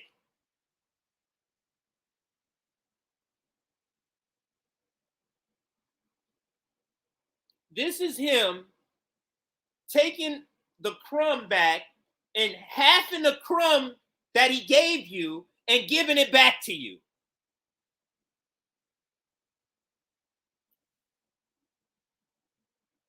President, where we were discussing progressive priorities. I was in meetings with the speaker. We were discussing it. It wasn't lip service. So, you know, he was in meetings with speakers, talking, having conversations. There you go. We much rather that than to force the vote and extract shit.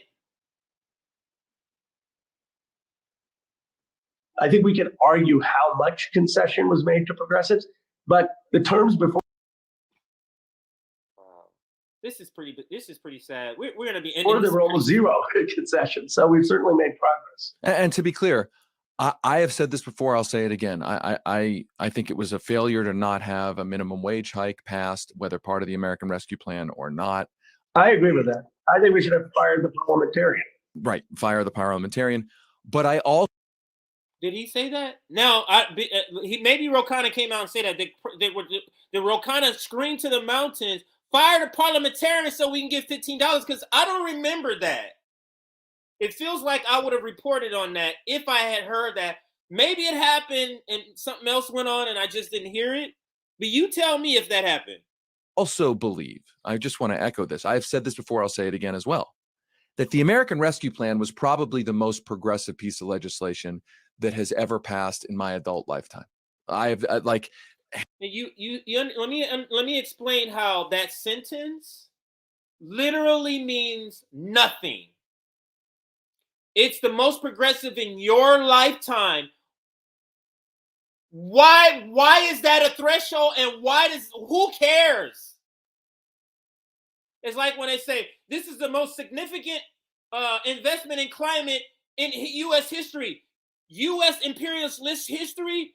The most significant. You understand? You can give somebody a penny and then give them 5 cents, and you say, "I have significantly give you more money. It's 4 more cents." The starting point matters, and this thing that you're trying to use as some sort of threshold or indication that this is a great thing. In your lifetime, David, this is the most significant by your standards? Whose standards are we going by? The Democrat adjacent person? Let's bring this interview down and let's continue. Access journalism. There's a second one I wanted to bring up here. And I did miss, there was another video for the Nikki Haley segment.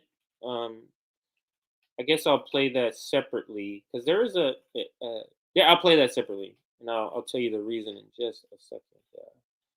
All right, where is this one? Okay, let's use, there's a couple of videos. So I'm going to go to a TYT video where they're also giving access journalism to Ro Khanna, actually. And I want to play that too so you can see how it's not just these podcasters.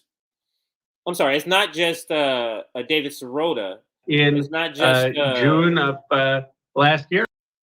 It's also TYT and others. So let's listen to this interview. Let's listen to this interview, or a little bit, not all of it. Let me skip to the introduction. All right, let's listen to a little bit of this discussion, this access journalism on TYT. Let's listen. Democrat joins us. How are you, Congressman? Jack, I'm wondering if I'm getting set up with that kind of an introduction, but I'll take it. No, you're not. No, I mean it.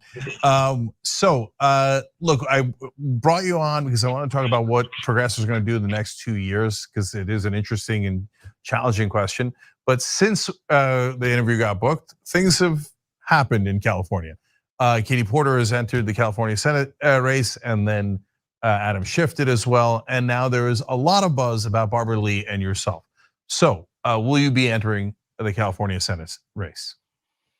What I've said is I'm going to take very careful look at it, but also what Barbara does. Barbara Lee is a close friend of mine. I have admired her for a long time, especially on her anti-war advocacy. We've had a number of good conversations. We're both from Northern California. We're both progressive, and it would be a shame. He admires Barbara Lee's anti-war advocacy. The neocon. These people are trolling us in front of our faces. That is a joke. Let me not use so much profanity. That is a joke. And then he says we're both progressives. You notice that Ro Khanna is one of the people that always have to keep saying he's progressive. He's always have to be saying this is the progressive thing I've done. So let's go back 5 seconds. We're both from Northern California. We're both progressive. And it would be a shame to be splitting that vote. So I'm waiting to see whether she's going to put together a very serious campaign and factoring that into my decision.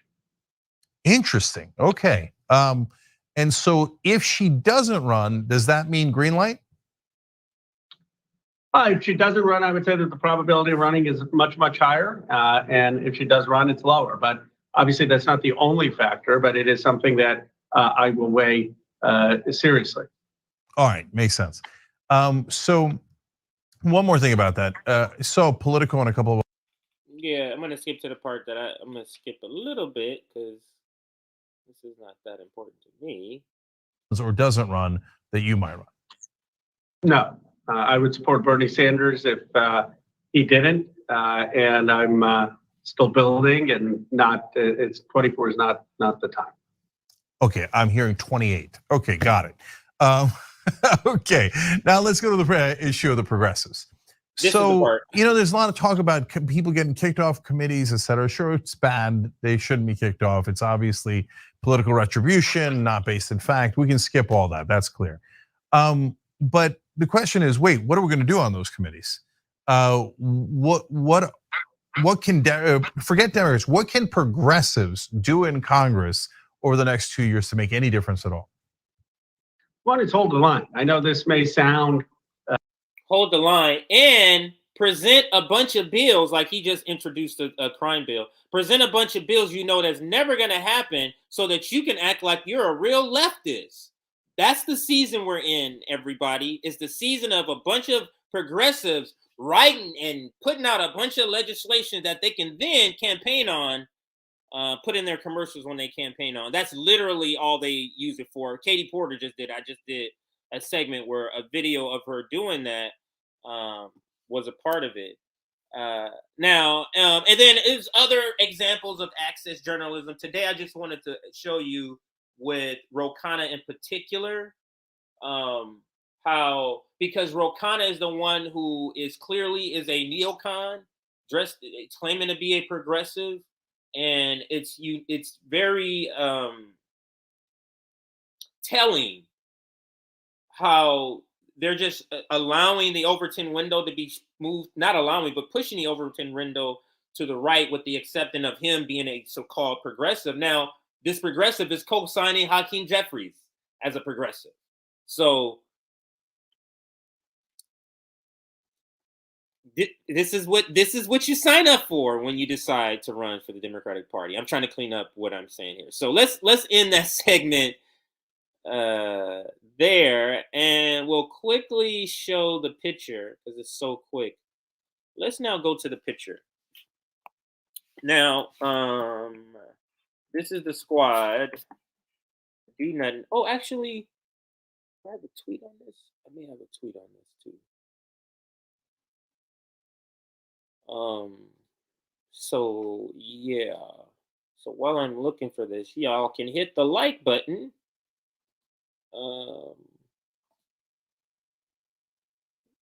Yeah, y'all can hit the like button. But let's go to my tweet here. Yeah, this one.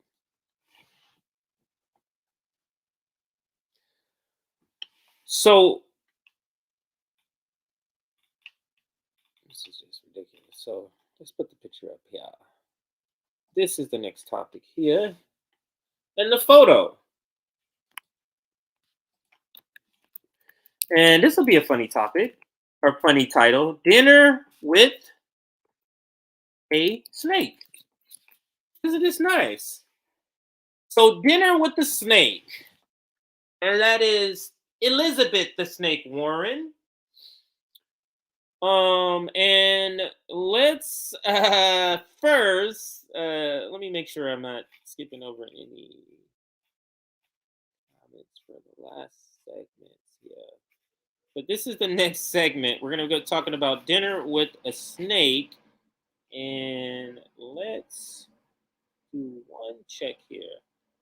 Couple of things just to shout out. Our Substack. Make sure you join our Substack for notifications when we go live, like streams like today, and when we drop clips. You also get the added bonus of getting the link to our Discord if you are part of our Substack, so join our Substack. The other thing, we're at 553 likes. Thank you so much. No more I can ask for. So let's get back to the topics and move to this next topic here. Dinner with the snake.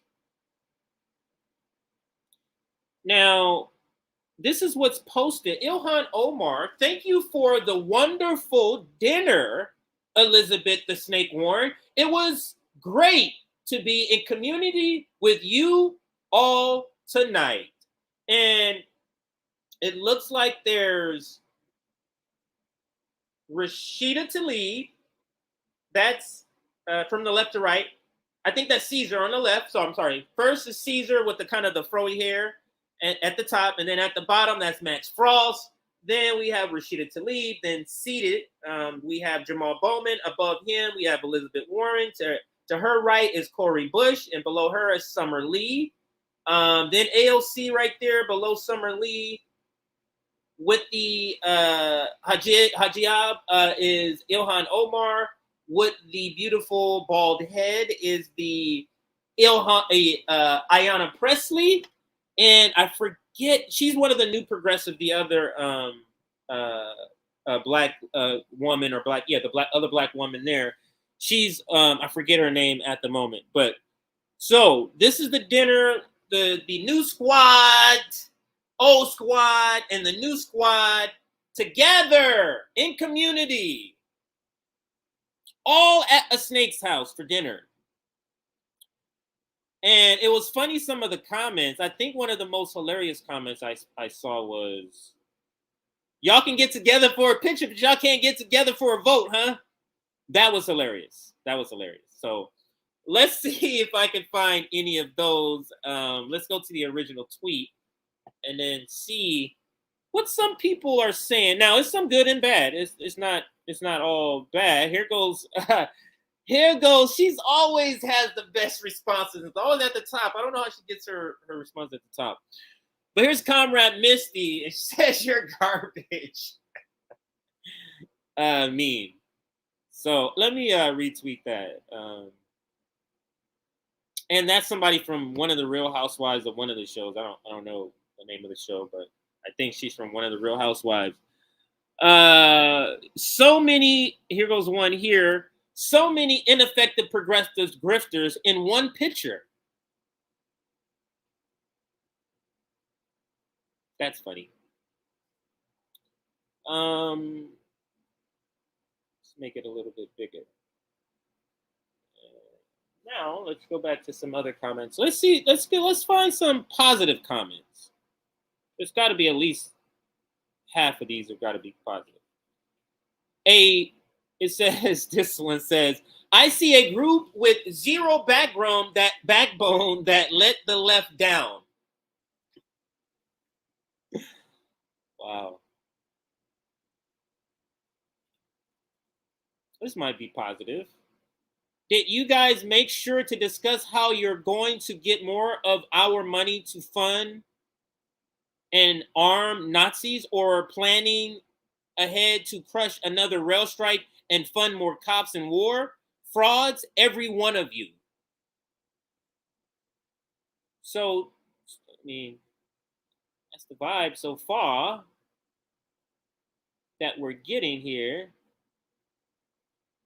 All right, closing some of these windows.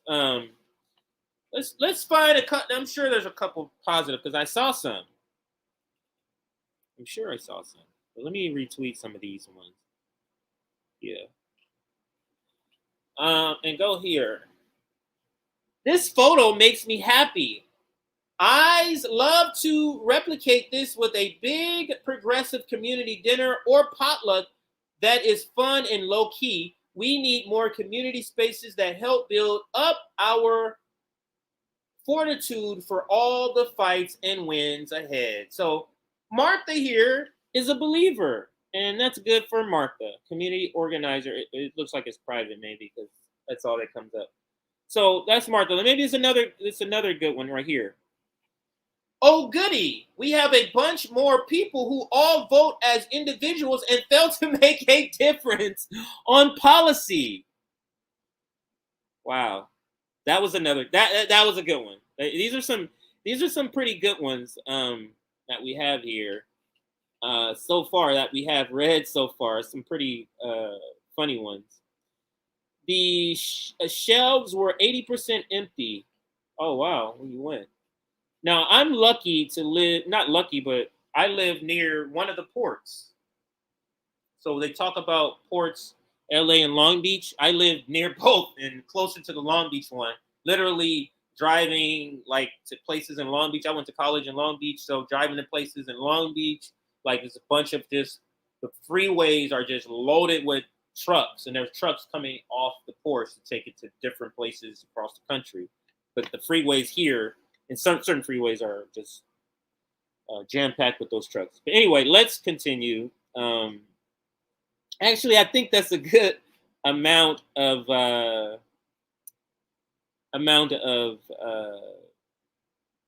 replies. Let's see. Oops. Let's go to. Oh, I gotta go here. Let's go to quote tweets. I think these are the positive ones because I'm curious to hear more people who buy into this and just some of their thinking. That's why I'm trying to look for some more positive comments. This picture in one word, hope. What word comes up for you? Oh, I hope nobody broke that person's heart. Oh. I love this song. Literally the worst Dems in Congress. I don't know what that person is. DMF should be deeply ashamed. Scary photo. Oh, what a great picture of a group of grifters. I know Amira. She used to be part of the Populist Voice. Every woman in this photo is a woman of color except... that's funny. You being funny.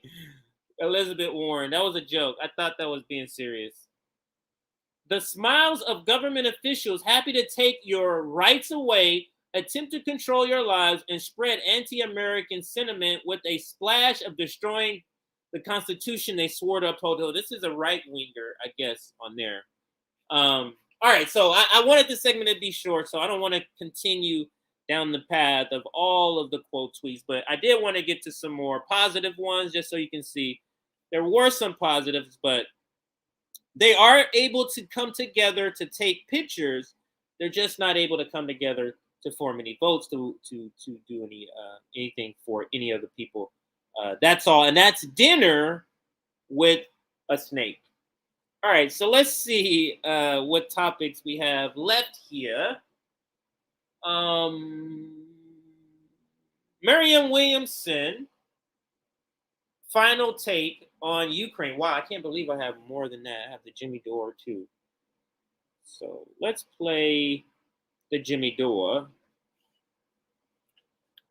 Jimmy on Tucker, because it might just be in the video getting reaction.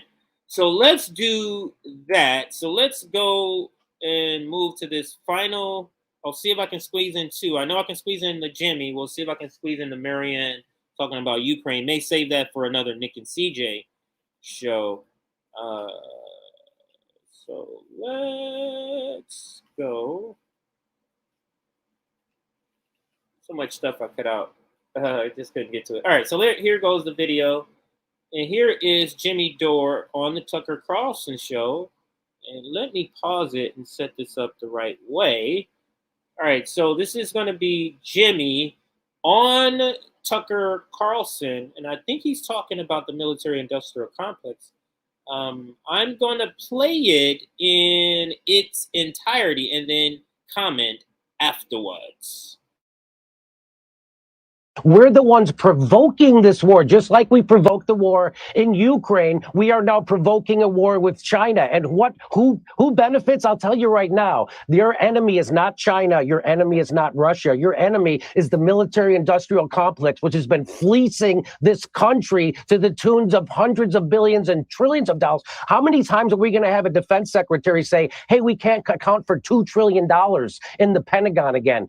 Which has happened twice now in my lifetime. So again, people are being the war machine cannot be stopped. Who's running this country? The war machine. It certainly isn't Joe Biden making these decisions. I would like to know who is making the decisions. And I just want to remind everybody, the United States is the world's terrorist. We just set the Middle East on fire in the last 20 years. And now we're doing a proxy war in Ukraine, which we provoked, NATO provoked, and it was just admitted that we provoked it by the former prime minister of Germany. And now we're trying to saber rattle with China, and they're predicting a war.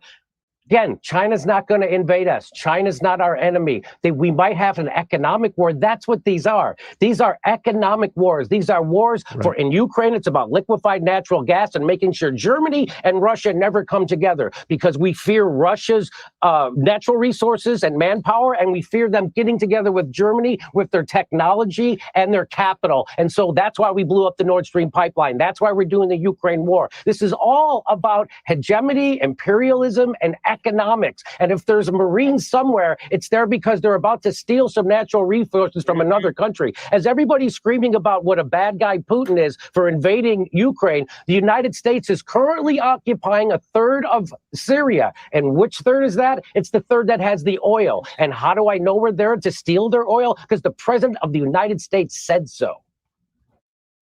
That's a right ringer, right? And to Jimmy's point here, because we did a segment on it, I think it's something like 66,000 or whatever the amount is, 66,000 barrels of the 80,000 barrels they're stealing per day, the United States. So now, yeah, that's the end of it because there's only 3 seconds left. Now, I can't imagine anybody being upset about Jimmy, that clip of Jimmy Dore talking on the Tucker Carlson show. Now, Tucker, to me, is a racist. Tucker is a fake right populist. But Tucker has a large audience. And that audience, hearing Jimmy talk about the military-industrial complex this way, is a good thing. That is a measurably good thing. So I'm all for every time Jimmy goes on Tucker Carlson to reach that audience, because this is the crossover audience that we need to build. The crossover audience, what would they cross over for? Anti-war, anti-censorship. So those are pretty big things. Anti-war alone is a pretty big thing. To be like, yeah, let's set aside our differences. Let's go ahead and stop these people from all these wars. So I encourage him to keep doing this and going on the Tucker show to get these sort of issues out there that could be not left issues, just issues that people on the left and right agree on. Because being anti-war, that's not a left or right issue. It didn't used to be that way. So let's look at well, I guess there's a little bit more. But let's look at some of the comments here of Tucker going on the show. Now, some of it's going to be good, I'm assuming. It says Jimmy is summarizing the truth with great precision.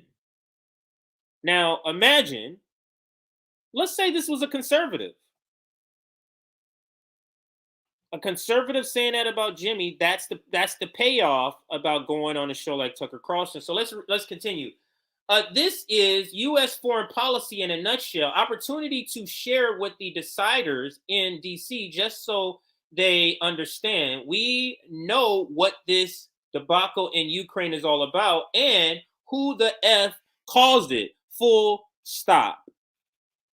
Here goes another one. Follow the money. BRICS nations are moving away from the U.S. dollar as the world's reserve. The U.S., UK will try to stop it at any cost. World War III has already started. People are just blind to media propaganda.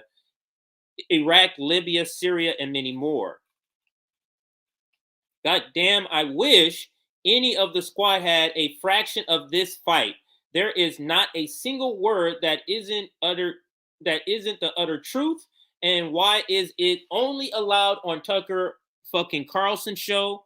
Why aren't Democrat progressives screaming this at their leadership? Thank you, Jimmy. Here goes Jay. Show me a Democrat or progressive saying one bit of this truth bomb being dropped on national TV by this nightclub comedian. And then J7, who we know, a shout out friend of the show, helped out when Rome came down to tour for the poor when we went down and fed some people on unhoused people on Skid Row. I'm going to retweet some of these because these are some great points to be making on this. And let's read a couple more and see if it's sort of the same sentiment, because all of it seems to be along the same lines. I don't know. I'll come back to that. Did you notice how every independent nation that the U.S. attacked is called a dictatorship, as if that might help cover up their bloody imperialist crimes? Everyone who resists the biggest global dictatorship is apparently a dictator. And understand the United States is a dictatorship. We're a dictatorship of capital. The faces that enter the occupy the White House doesn't matter. Those are shells. Capital is always there, and capital always wins. So wins the election, that is. This is an excellent short summary about U.S. government crimes that those members of the herd with a short attention span. Jimmy spitting 100%, it looks like. And here goes Black in the Empire. I'll end with his comment on this quote tweet from on Twitter. So I'll end with his. This is Black in the Empire. Tucker, bad man. Jimmy Dore says bad things about my hero. Me, no like him, no like them. Therefore, I must ignore this. My team said so. I don't want them to be mad at me and call me names. Our rulers are good. They only kill and steal for democracy. They tell the truth. They love us. That's why you shouldn't listen to this. That's great. Let me read all of that again if y'all didn't get it. So this is Black in the Empire pretending to be a Jimmy hater on why I'm not listening to none of what you're saying on the Tucker Carlson show. Tucker, bad man. Like I said, he's a racist. I'm still listening. Jimmy Dore says bad things about my heroes, the squad. Me no like them. Therefore, I must ignore this great information in this video. My team says so. Sam Cedars and the TYT says so.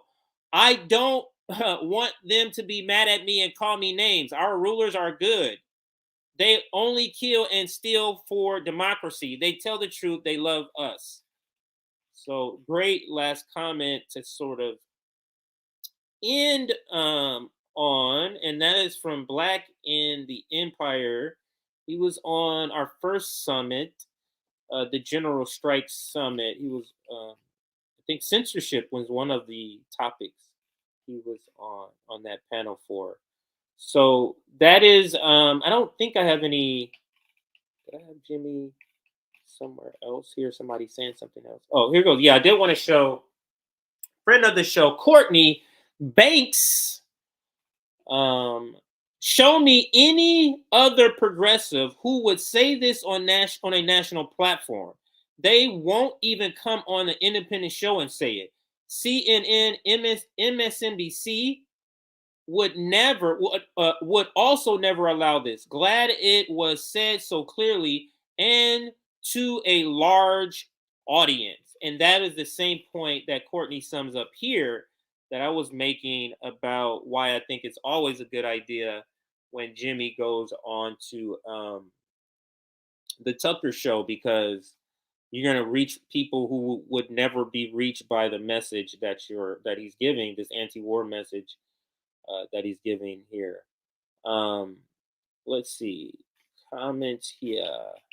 I haven't been looking at the comments, so let me make sure there hasn't been any super chats here. I don't think there has. Okay, so let's look at this one here. It says, I was a Tucker fan. I like that he was the different take on this. I hate the cultural stuff, but like this. Aaron Mate too. Yeah, exactly. He has on like Aaron Mate. He has on Aaron Mate, also friend of the show. Also Glenn Greenwald, also friend of the show, friend of the network. So all great. Now let's move into the last topic. I think I can squeeze it in. And we'll close this, Aaron. We'll close this final topic of Jimmy on Tucker. Jimmy on Tucker. So let's pull that down. Now, I'm already in the bookmarks, or I was. Let's see where I'm at now. Yeah. Now here is the, I do want to go, do I have Nick's? Because I want to go to Nick's response to this. Let me see if it's in the quote. Yeah, hopefully it's not too many. So let's go to where now Marianne Williamson finally speaks up about the Ukraine war, or at least chimes in. I'm not going to say she says a whole bunch of stuff, but she chimes in on it. And we're going to start with, I'm pretty sure Nick, but he was one of the first to comment on this. So we're going to have to scroll down a little bit more.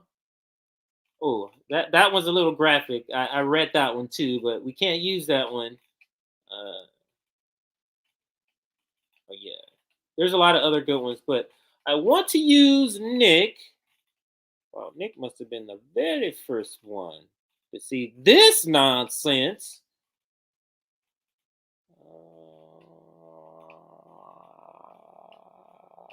Am I getting this wrong, Nick? I should have just went to his profile, but it's too late.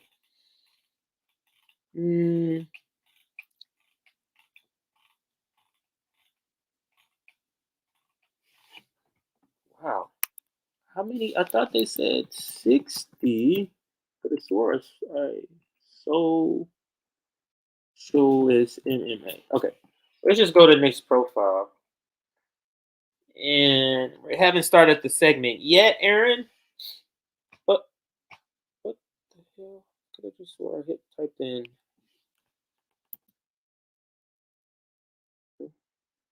Oh, I didn't click low enough. That's what happened. My bad, everybody. All right, so let's go to this last part. The last segment we shall do. And that's another funny one. Okay, I don't know why I couldn't find Nick's tweet. Maybe they're hiding his stuff, but so this segment is Marianne W. talks Ukraine war. So now, got to give a shout out that Jordan even brings this up. Hopefully, or maybe you heard some criticism from RBN that nobody talks to her about Ukraine, and he actually did. So give him props for that. But this is Nick. This is Nick's response to it. So let's start it here, Aaron.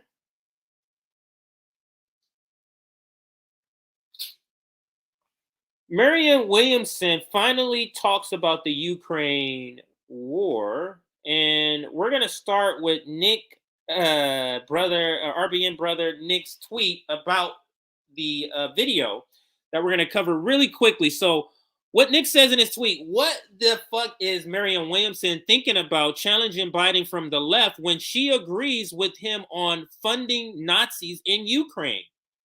The two-state solution, the left wants her as commander-in-chief. Marianne Williamson and her supporters are deeply unserious. Now, this is the quote tweet, or this is the tweet he was quote tweeting. The Status Quo put out, and this is the quote they put in, this is the quote they put out. We are sending more money to Ukraine than Flint, more money to Ukraine than Flint and other places have gotten in a decade. That's Jordan. And then he says, Marianne Williamson, quote, I don't think it's accurate to say we are giving a blank check. We are giving financial support and military support, Marianne Williamson said. So this is the left candidate. Efforts. I want to. It's only 2 minutes and 16 seconds, so it's not long. So the segment won't be long. But this is amazing to me. Let's listen. I want to turn to Russia, Ukraine. I understand we're all humans. We care about the people of Ukraine. Ukraine did not invade itself. We should care about Somalia and Pakistan and Afghanistan and not just white countries that are invaded. But what do you say to people, myself included? I mean, it just seems like there's like a blank check here for Ukraine, but not serious efforts by Biden to actually try to accelerate diplomacy, try to make a deal. It seems like the United States is backing endless war. That doesn't mean Putin isn't to blame, but what do if you're president today, how do you end this war? Because we're sending more money to Ukraine than Flint and many other places have gotten in a decade. First of all, the United States doesn't have the power. Neither Ukraine nor Russia are interested right now in sitting down at the table. So it's not like the United States could just say, make that happen. The money, I don't think it's accurate to say we're giving a blank check. We are giving financial support and military support. There is no doubt about that, which I support. I support the same way that other leftists in Europe support. The Green Party of Germany supports the giving of. She's bringing up the Green Party of Germany as if it's good. I think Nick just did a segment on that, or somebody did a segment on that. The Green Party is terrible. I think it's of Germany. I think it's the same one. Wow. I can't believe this is the candidate that the professional managerial class is pushing here. I cannot believe this. Amazing. I was trying to let this play all the way through before I said anything. Let me try to let it play another minute through. Those tanks. The Europeans take a very different view of this. The left in Europe takes a very different view of this. Estonia, Lithuania, Latvia, the Scandinavian countries, and some leftists that I know in Europe think, I find it very odd that the left here seems to be what they perceive to be soft on Putin. So if we want to take, it should not be in addition to that $858 billion, which is already obscene. Take from the $55 billion that we're giving to the nuclear industry. There are ways that could be taken from money that we already have. So it should not be additional expense. But I do not agree that withdrawing support from Ukraine is responsible to democracy. It is responsible to the West. I understand. Look, I think anybody who'd be watching your program understands that the United States, in terms of NATO, in terms of the Aegis missiles that were in Poland and Romania. Jordan is looking like, my God. That whole interview, Jordan is like, I cannot believe she is saying this. I'm gonna talk, but let's put this on mute and let's play after she starts talking. Now, it's not that bad here. Let's pause it. It's not that, sorry. It's not that bad here. And then it gets worse. And then it gets gradually worse. More concern. So, it's so funny that Jordan real time is realizing, wow, she is terrible. This is another Mike Figueredo, Humanist Report, Nina Turner interview moment when she was like, remember strategy? This is terrible. This is the reason why she has been not wanting to talk about the Ukraine, because she knows the U.S. left is against it. This is why she's referring to international supposed left.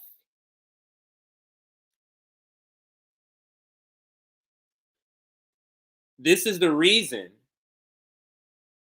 she's decided to point out the other left, other than U.S. left, because she knows the U.S. left is significantly split, but the majority is against. Not the professional managerial class, the NATO left, but she knows that, and that's why she's bringing that particular point up. And I'm playing this in the back so you can see Jordan's face of concern. That is a face of concern. Because she's saying awful thing after awful thing. And let's listen to some of the awful things again. Are interested right now in sitting down at the table. So it's not like the United States. So this point here it's a talking point that she's using. And let's listen and now let's debunk it. Neither Ukraine nor Russia are interested right now in sitting down at the table. So it's not like the United States could just say, make that happen. They could by just not funding it. So they could just do that. But this is the point that Matt Dust did also. Former Bernie Sanders foreign policy guy, who's also a neocon, tried to make too.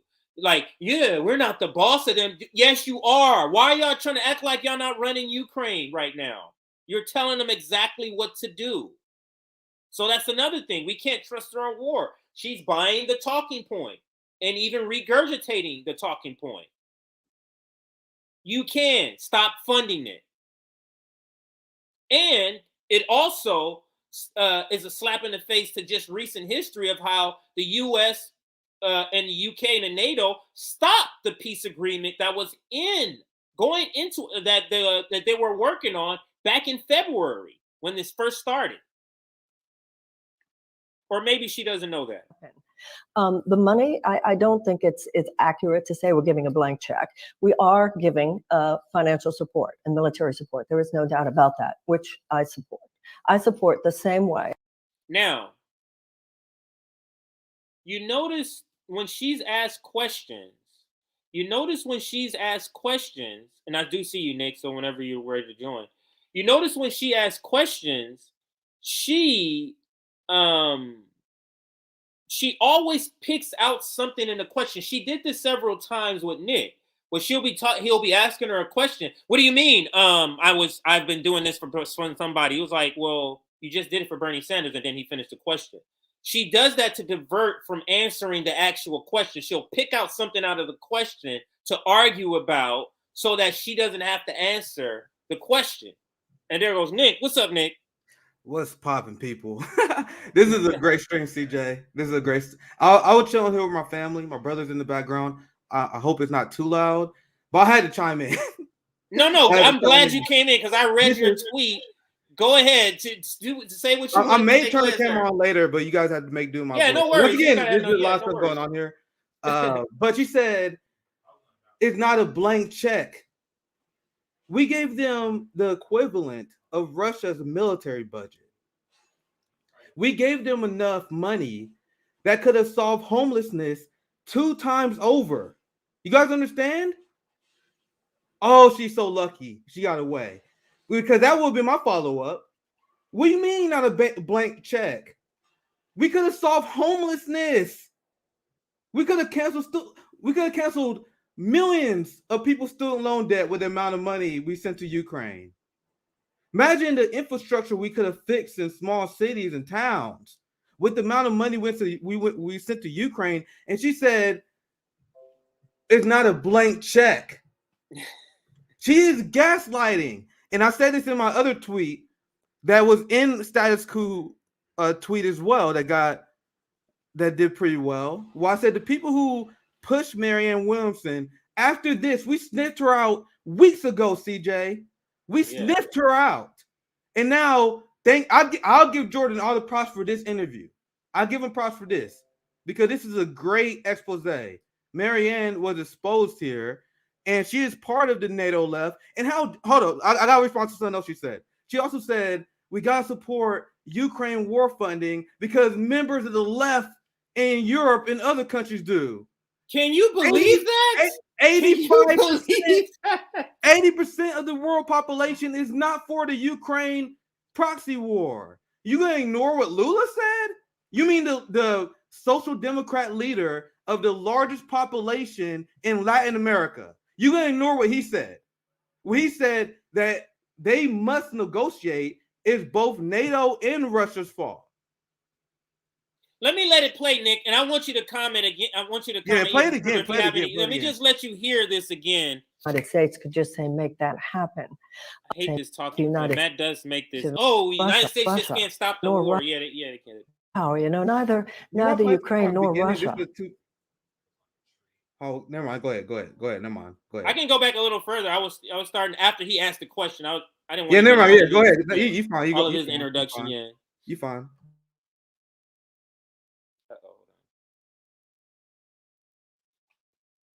Let me refresh it and see. But yeah, I'll start it after he asked the question and just get her answer. Fine. But I couldn't believe it was like a minute straight of just awfulness. And I just heard it. I just heard it today. I didn't hear it. And just now, someone finally asked it. Someone just finally asked this question of her. And she exposed immediately exposed. Imagine all the time she's been on left media in her. First of all, the United States doesn't have the power, All right, let's listen. I think are interested right now in sitting down at the table, so it's not like the United States could just say make that happen. The money, I don't think it's accurate to say we're giving a blank check. We are giving financial support and military support. There is no doubt about that, which I support. I support the same way that other leftists in Europe support. The Green. Oh my God. Green Party of Germany supports the. Didn't she just go viral? Is it the Green Party of Germany? Yeah, the Green Party who's been completely captured. Like this is the psyop that Marianne Williamson is trying to push to redefine what it means to be left. You have the German Green Party politicians, Germany, France as a whole, the people that quote unquote liberals, who are completely de facto subservient to the West and the United States. They will do whatever the United States and NATO says to do. Democracy Now, who've been heavily criticized by the Gray Zone and other anti-imperialist journalists by repeating Western narrative, even they had Sweden leftist activists. I did a segment on this months ago. Look up Democracy Now, Sweden peace activists. There were Sweden peace activists that went on Democracy Now that were criticizing their left, quote unquote, left government for wanting to get into NATO. In Sweden and Finland, there was a massive propaganda psyop campaign to push towards NATO, joining NATO. But peace activists in Sweden and Finland did not want that because they know that will be escalation. They wanted to be a neutral state as the tradition of Sweden and Finland. And there was a long interview on Democracy Now of the leftists in Sweden and Finland explaining this. But the politicians, just like the NATO left, the Bernie Sanders and the squad, they sold out to the military-industrial complex and the United States influence, and then they substitute their place as members of the left. So people are like, oh my God, look at these NATO leftists. The left support this position. Get the fuck out of here. Look at leftists in Africa. Look at leftists in South America. You see how these white social democrats always erase real radical black and brown people who resist U.S. imperialism? Even Lula, who is not necessarily radical on this position because Lula criticized Putin. But even Lula said we need to stop funding the war and we need to push for peace. He said Brazil is a peace nation. He's not going to send one bullet or any ammunition to Ukraine. And he says that while criticizing Putin, which is they're not even necessarily our position. But that's what he says. But we can't even get that out of Marianne Williamson and the social democrats and the neocons in Sweden and Finland. And then she goes ahead to make her point about people that live in Sweden and Finland, these social democrats that push Western chauvinism, Western aggression, and Western imperialism because their state and their social democratic system thrive off imperialism and exploitation. But let's continue the video. Yeah, and actually let me insert 30 seconds of another video. So this is this is who she's referring to, and this is the video that went viral right here. It's 30 seconds. This is the Green Party member of Germany that she's trying to act like, what's wrong with the left in the United States? You guys are crazy. Everybody else is like this. Go ahead, Nick, if you're going to say something before the video. Yeah, just like Anna Kasparian, Marianne Williamson is here to cultivate a dumb left. That she is here to muddy the waters and dumb down what the left is really about. Because she's saying that to trick people. Oh my God, Germany Green Party people are speaking out against that because she's trying to win over the people who haven't seen this video, the people who haven't understand the Western U.S. NATO capture of Germany. Germany is subservient to the West. France is subservient to the West. And so for Marianne Williamson to come out here to try to trick people otherwise is beyond gross. But continue, CJ. Ridiculous. And therefore, I've said already in the last days, yes, we have to do more to defend Ukraine. Yes, we have to do more also on tanks.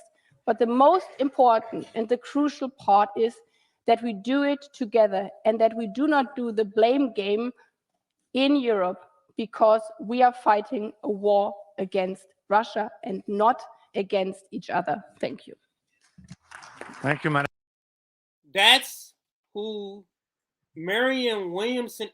Nick, it's a little bit of this. It is very surreal that I can't believe there's people who think after Marianne Williamson, sort of like what your tweet alluded to, anybody who still, like right here, what you say, everyone who pushed this fraud for commander-in-chief should be ashamed. CJ, like I said, we sniffed her out months ago. We saw the patterns emerge. And we cut the head off this electoral dragon before it got started. Because we did. I was like, you guys are unserious. If you guys want to push Marianne for Congress, I was like, I wouldn't be for it, but I wouldn't be as visually appalled as I am now. Are you guys gonna put her as the commander-in-chief position? Like, we need a leftist, and this is me giving you a bone, whether you guys believe it or not. And this is me casting aside my radicalness, right? If you're going to run someone in the Democrat Party as president, which I do not agree with, you better pick someone like Chris Hedges. You better pick someone who number one thing is foreign policy. And then, of course, they fall good on domestic policy, right? Because those two tend to be connected. You don't see a lot of people who on the left who are great foreign policy, but then they're not good domestic. So have someone who leads with foreign policy. Have someone like Dr. Cornel West who at least call out the Palestinian issue. So if you want to run the strategy that I don't agree with, at least have a strategy that makes sense. Someone who's good on foreign policy, someone who's actually can apply principles of the left in the executive branch. They keep picking people whose weakness is foreign policy and imperialism. Right. And then they say, oh no, that's just a weakness. Like, motherfucker, you know what the president does? The Congress and the Senate controls legislation. Learn how the branches of government works. The president mostly controls the executive branch, the branches of government like DHS, the CIA, FBI, the foreign policy. That's why Biden, I was raising the flags against him because I was like, his worst shit is that. Biden's worst shit is what you can do as president. But anyway, I'm ranting. Let's continue the video. I think you guys get my point. I think you guys get it. The giving of those tanks. You know, the Europeans take a very different view of this. The left in Europe takes a very different view of this. Estonia, Lithuania, Latvia, the Scandinavian countries, and some leftists that I know in Europe think, I find it very odd that the left here seems to be what Sweden. Perceived to be. Quick pause. So, like these people keep just blindly praising these countries. Sweden is one of the people that have been arming the genocide in Yemen. Like, these social democratic countries is not peaceful as these Kyle Kalinske, Marianne Williamson, Krystal Ball, Bernie Sanders, socialists portray them to be. That's why we as Marxists, that's why we as communists go a step further, because we do not enable nor do we justify imperialism using our quality of life as a justification. They say, oh my God, our quality of life is great, so I guess we can continue this imperialism shit. That's where we go to the next level that social democrats don't. And Kyle Kalinske and this left that apologize for Sweden and Finland, they do a great disservice for the overall left. They kind of whitewash these people in their crime. Not to say they're not better than the harsh neoliberal hellhole that we are, but they still are complicit with so much pain and suffering, and they just whitewash it. But go continue, CJ. Oh, if we want to it should not be in addition to that $858 billion, which is already obscene. Take from the $55 billion that we're giving to the nuclear industry. There are ways that could be taken from money that we already have. So it should not be additional expense. But I do not agree that withdrawing support from Ukraine is responsible to democracy. It is responsible to the West. I understand. Look, I think anybody who'd be watching your program understands that the United States, in terms of NATO, in terms of the Aegis missiles that were in Poland and Romania. Now we understand why Krystal Ball is okay with all the talking points of Sagar brings up on Breaking Points, because she knew all along that there was going to be a candidate she was going to push and support and manufacture consent for that has the same policy. And you notice how you said this earlier, she is clearly bringing up other so-called leftists in other countries. She's clearly bringing up to whitewash the fact that this is clearly a right-wing policy position that you have here. That's clearly it. So you have to whitewash it by saying some leftist group over there says this is okay and think that we're weird, and they would call it soft, being soft on Putin. That's her talking, and she just don't want to take the responsibility, Nick. When people do that, they're saying you will call you soft, when that's just you saying it, and you don't want to take the responsibility because you don't want to say we're soft. I can't believe, Nick, that this is the person. It's shocking. Maybe they didn't talk. Do you think they didn't talk to her about foreign policy? And maybe that's their out. Like, wow, I didn't know she was this bad. Like, I didn't. No, they know heard she our thought criticism. They thought we was being over dramatic. And I was like, we literally said Marianne Williamson foreign policy disqualified, and people were like, oh my God, you guys are being too dramatic about the foreign policy. Now you guys see what we're talking about. God forbid someone ask her about China. I'm almost scared to hear it. Like, based on what I'm hearing here, based on the Western chauvinist point of view she's showing here, God forbid someone ask her about China. But you said you've heard her use some of the same talking points, haven't you, about China? Or a tweet, maybe you told me that. Just for I'll be careful just because I don't remember on top of my head right now. You don't remember? I give her benefit of the doubt just because I don't remember anything on top of my head. I just want to see when anyone ask her about it, because the same leftists you see repeat this ridiculous rhetoric on Ukraine, like Matt Duss and Marianne, they tend to repeat the same ridiculous rhetoric about China. You have progressives that fearmonger over China. Ro Khanna was doing this in his recent interview. I broke it down recently where he fear-mongering over China. It's like, why has anyone on the left are you fear-mongering over the enemy of the imperial state of the United States, the most violent, the most brutal state to the working class? You're going to look at their nemesis and you're like, I'm going to focus my time attacking them. What sense does that make if you care about advancing the needs of the working class? There is zero strategy there. They're serving their role as puppets of the empire. But they have zero strategy in a lot of places. Go ahead. Yeah, go ahead. Go ahead. I was saying it's zero strategy. It's zero strategy in a lot of things that they have in store. But that's the end of the video. Did you by chance? Now this is the same interview we just because she kind of went off on a tangent and started talking about other stuff. It was let's just end it here. But obviously this must be way at the end that we didn't cover. I don't know if you double back to see if there's more bad stuff that she said about war. I was taking a break, so I didn't. Okay, in a couple of days, I just saw this clip. The clip in that tweet is like the only thing I saw on this topic. I was like, Jesus Christ, I may cover it.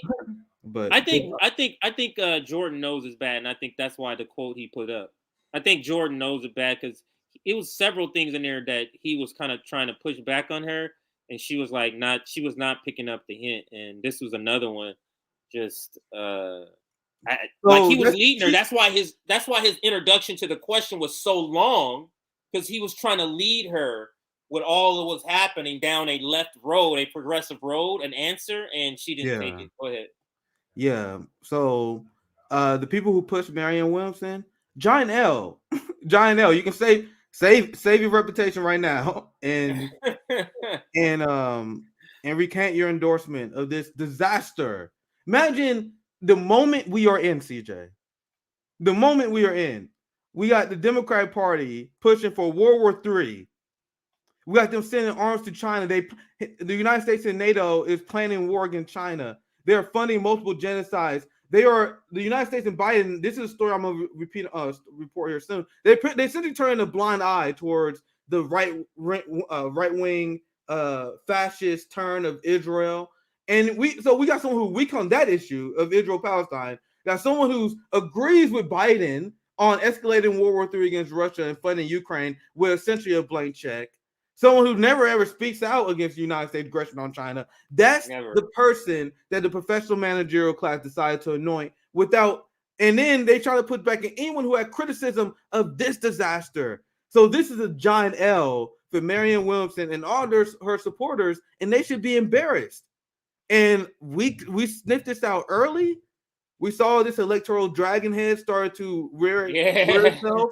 DJ, we talked about this before. We behind the scenes, we were like, wait till 2020. There are a lot of people that are talking radical now. You had that Erica Sparian. She gave that speech where she's like, you don't know I'm tired of this Democrat. I'm tired of this nonsense. And I was like, man, y'all like, get the fuck out of here. As soon as 2024 start hitting, you guys gonna start moderating your tone. You guys gonna start pushing for imperialists for the Democratic Party. So everyone who was pushing for this person, you should be embarrassed.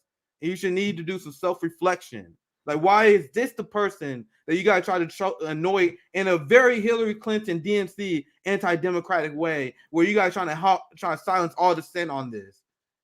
Unbelievably embarrassing for everyone involved in this. Just can't believe it, Nick. But we can end the segment there. Yeah, I was gonna join for one segment. Yeah. You just was here for one segment. Go ahead, sir. Thanks for joining, though. So when there was a great stream. I was watching for like I watched it for at least the last 90 minutes at least. So. And I just threw my computer together, put my mic up. That's why I just turned the camera off because not good lighting at all over here. So hey, no worries. My niece's birthday. My niece's birthday is 2 days after mine, so we're having a dinner tonight. Oh, you're having another thing. Her birthday. So it's like there's always a very like festive time for my family because like my birthday, then my niece's birthday, my brother's birthday, like 2 weeks after. So I'm gonna enjoy myself. I want to join for this segment because I was literally watching this like. Damn, CJ's killing it, but there's so many things I want to chime in on too as well. This is the expose of Marianne Williamson. Like this is two back-to-back horrific interviews with RBN and with Jordan for Status Coup. So I'm glad we chopped this electoral dragon head off before it really took flight because if no one spoke up on this, they had 6 to 8 more months to manufacture consent. This shit would have took off and it would have been too late. You had the entire suburban left. 15 like live on this support, and they've been shutting out all dissent. So I'm glad we got to this show early. But anyway, much love to you guys. Great stream, DJ. I'll see you guys on Friday. All right, Nick. All right, so so we're gonna cut the segment here and probably get up out of here. I think we covered all the topics today, so we'll chop these up. They'll likely be out not tomorrow, but likely Friday is when we'll probably chop these up. But I want to turn to Russia, Ukraine. I just some great stories to cover today. It was not a boring moment, and I think we're going to end with our guys at Do Dissidents. And thank you for watching today. This is Do Dissidents. Serious.